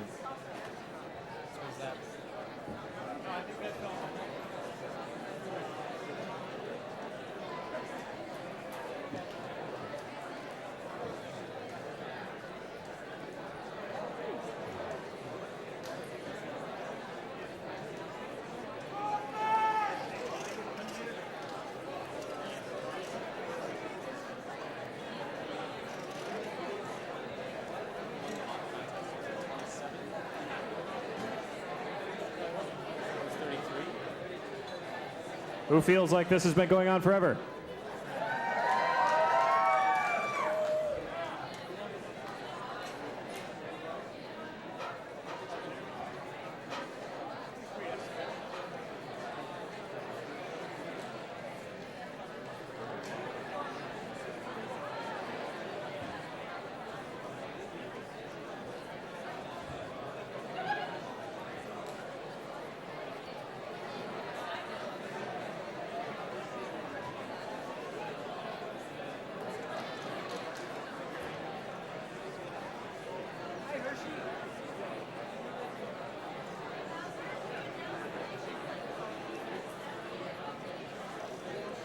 Contestants, please be snappy about getting down to the table so that we can get this done with soon.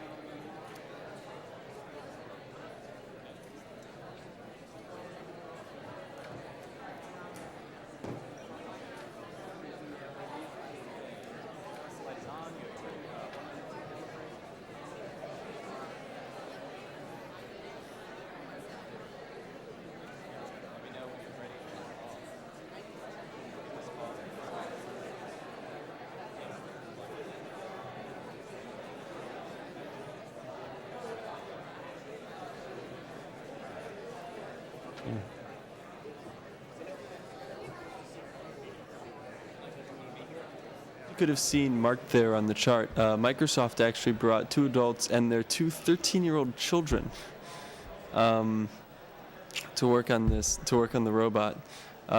They're sitting in the audience, all wearing the black T-shirts, or at least right now they're up the table. And on the light side, we have Paco Lopez.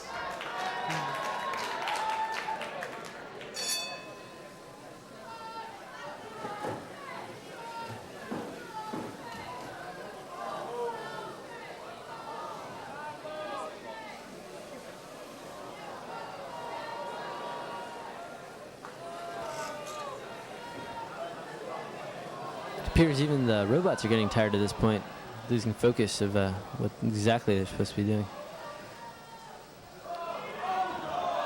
There really is a human element to the creation of the robot. I mean, yeah, their functions, what they express, it's truly the creation of human endeavors. You can see the one robot stuck at the edge. It seems to think it's somewhere entirely different. I know at least one team, they intended if they knew the robot was entirely confused based on timeouts or hitting a wall too soon, it would just go on an attack run. A score of 3-1. The win goes to Paco. Sort of his hostile schizophrenia, if you will.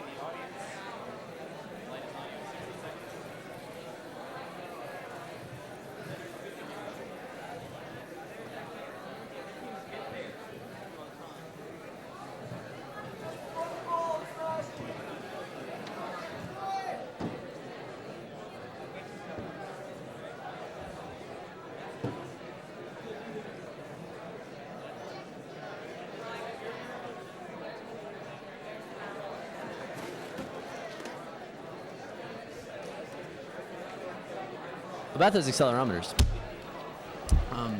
Sorry, we were discussing the sensors. So, in previous years, we've had a variety of sensors. That's just a random bell ringing. Don't worry about it too much. Not one of the sensors. But one of this year's sensors is actually an accelerometer. It's an 8-bit resolution piece of electronics. On So it's table not one, Chick-fil-A that in the good, dark area but, versus Lego My Ego in the but without- light.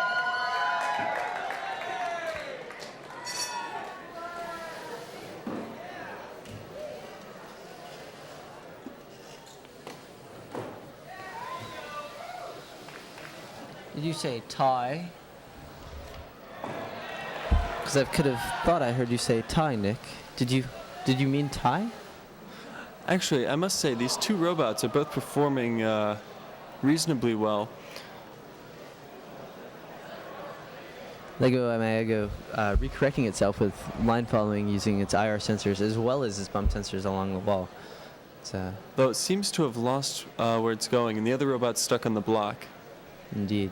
One of the an accident in the table design this year was that the blocks are actually a little too big for the table, making some of the areas a little too constrained for a robot to swing by. It does appear, though, that we have a win on our hands as opposed to a double win. By a score of 3-1, Chick-fil-A wins.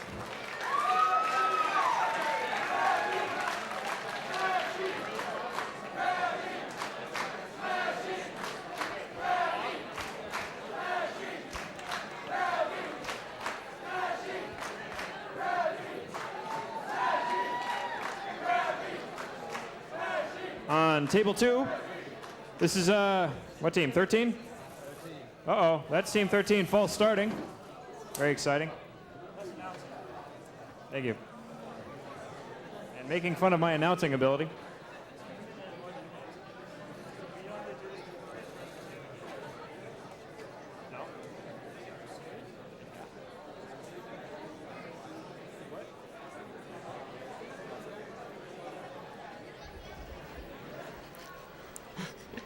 So the problem with While you're waiting, the dark these corner over here is false the starts placebo.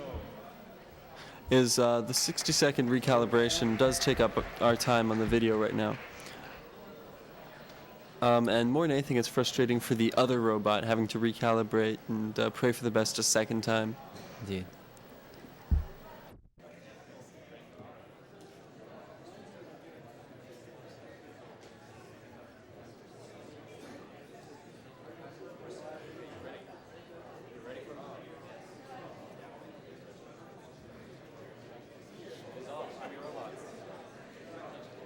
Once again, on the light, smash and grab. On the dark, keep your eye on the gold chain.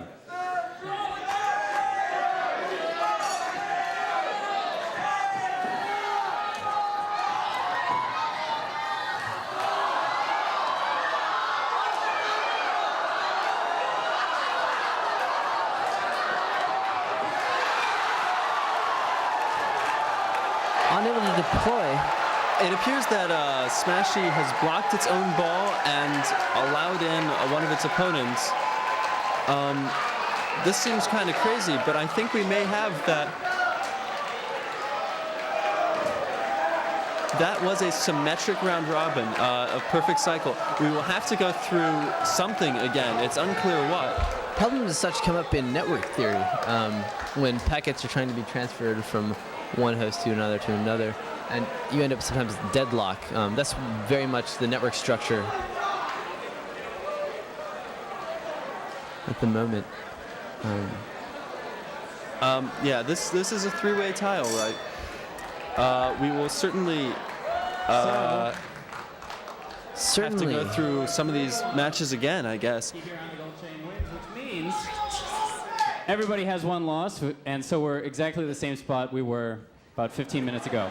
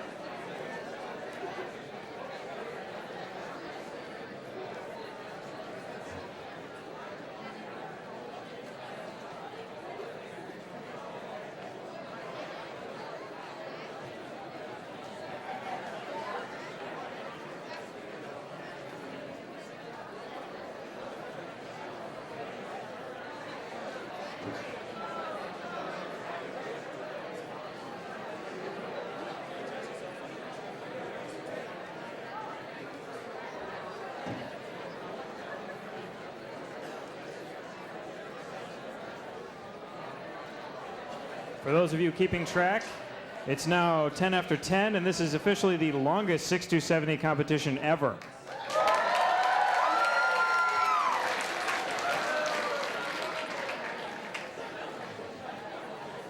Members of the audience are appearing to partake in Harikiri because they cannot wait any longer.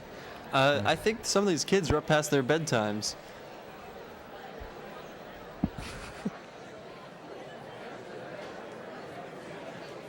Okay, they're ready for off.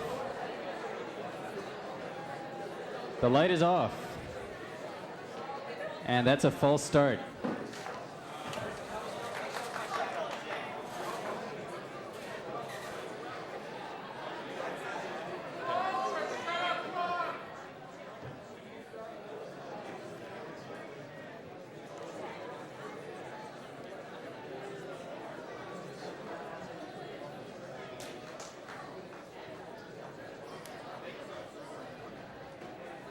We're now in another calibration round.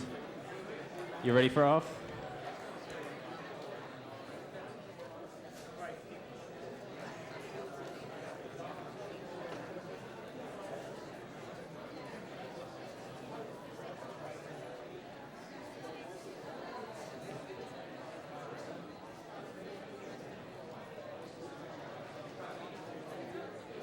On the light, we have Keep Your Eye on the Gold Chain.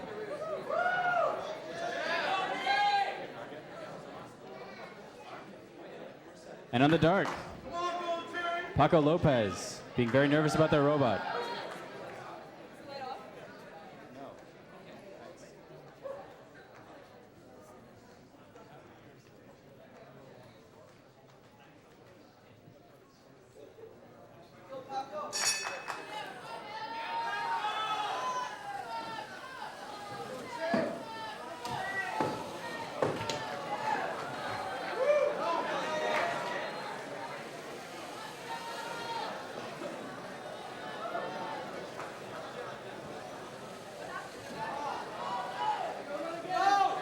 Managed not to get it. Ooh, one of the two rotors is not working on Paco. Looks like the batteries are dying, or the fault tolerance of the robot is not up to spec. I have no idea what you're talking about.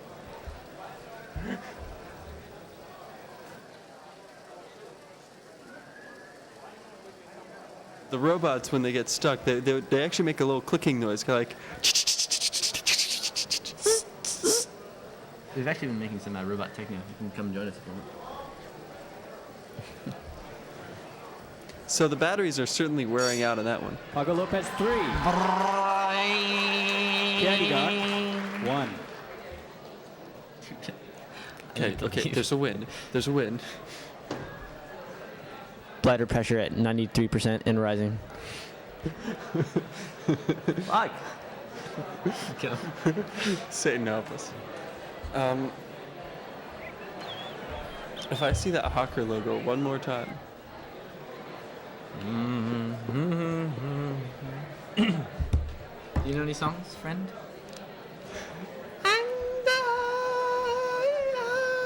Jesus! Team 13. That's amazing! How did you hit that pitch? Very carefully, it hurts.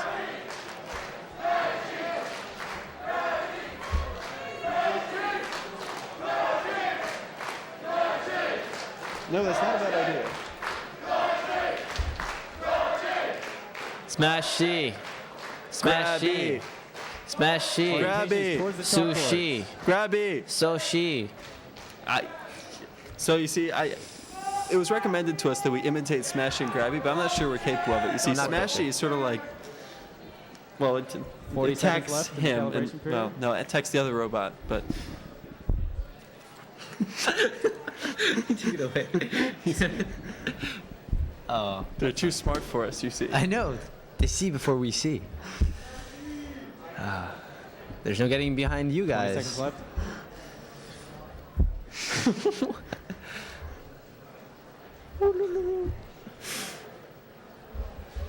I need some caffeine. In the event of another tie in this round, working on meaning one loss for each robot, we will determine the winner based on the total number of points scored, just so everybody knows. I'm just the messenger.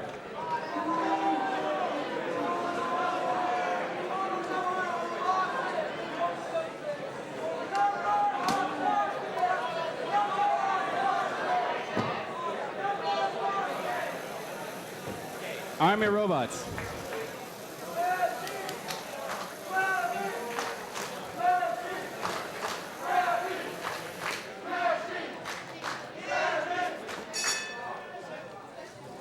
Yeah. There goes Smashy. Following the wall. It's stuck. Smashy is stuck. It's not going to make it there in time. It's not clear. It's not clear. Oh, And they scored 2 points. Smashy and Grabby. 1 point at least. Down. 3 at this point should be.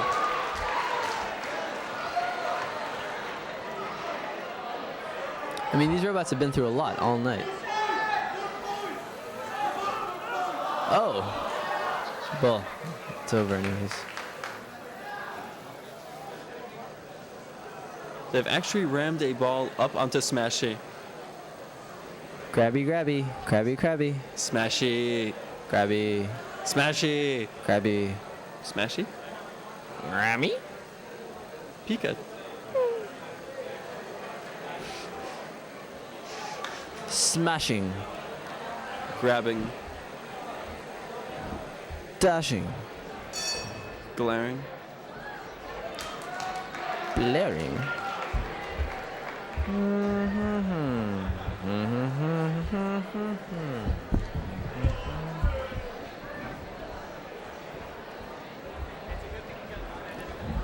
Bladder valve wall pressure at 95%.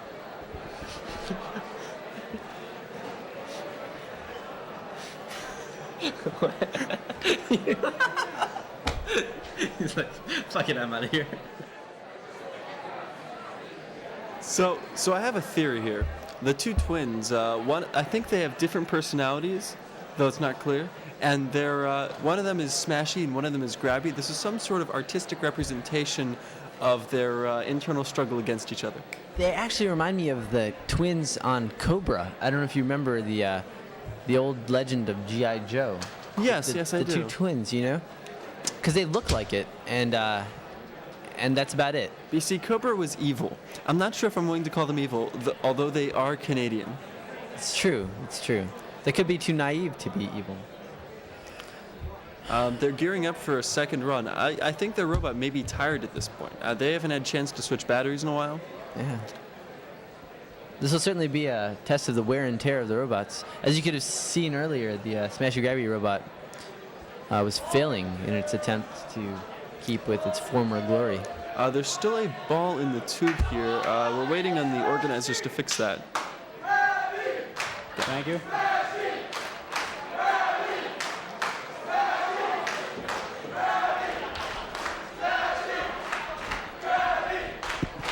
The police are about to open tear gas in 26100. You have 15 seconds. We called in all of the CP's main riot control forces.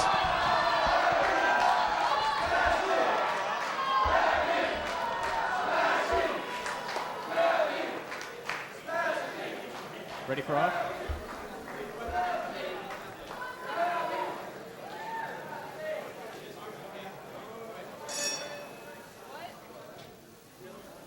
Sometimes when I hit the button, it registers twice, and so that's why I went off.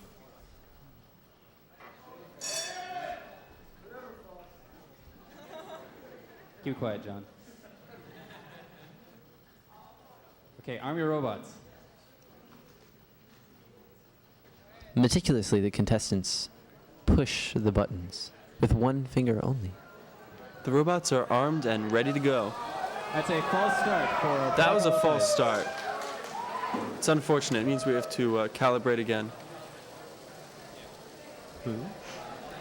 Boo? Boo you? Boo hoo hoo? Where's our teleprompter?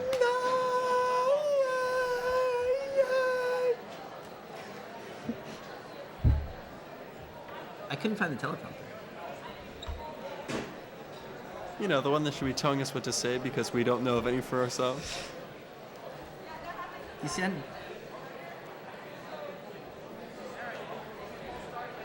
All right. So we'd like to personally blame Mauser. There's a man named Mauser. Mauser Williams is at fault for this contest's length. You see, he is a bum. You can identify him by his curly hair and his tiara. Something's wrong. Aaron is having trouble. The bell is refusing to compete in the blah blah. The bell is not cooperating. Let's see if we can start this round. There we go. Where did that extra ball come from? Smashy was too late. Too slow, you say? It appears the independent living groups have beat the dormitory boys once more. AKO can smile proud upon their sister's well-doing. This may very well be another double win. Certainly neither team plans on scoring any more points in this situation. Despite the intriguing release of a ball across one of the obstacles there. Pish tosh.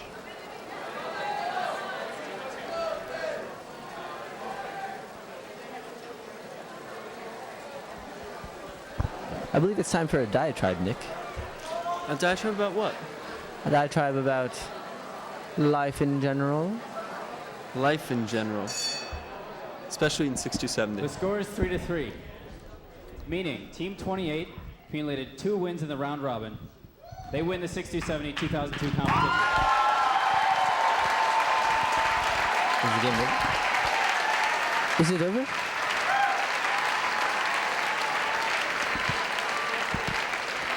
It appears we have a winner.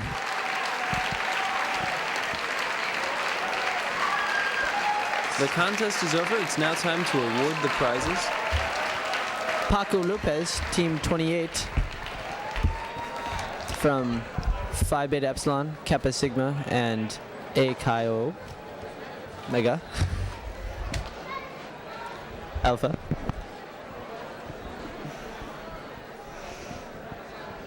This intense friendship. Oh, look at this, the joy. They're happy that it's over, It is over. as are many people. Though it was quite interesting to see towards the end. We're about Alright. to sign off here so they can present the awards. This is Nick White and You ready? signing off. All right. Enjoy your Taco Bell. That was the most fucked up commenting that I had in a contest. I look forward to never, ever, ever having to do this with you again, friends.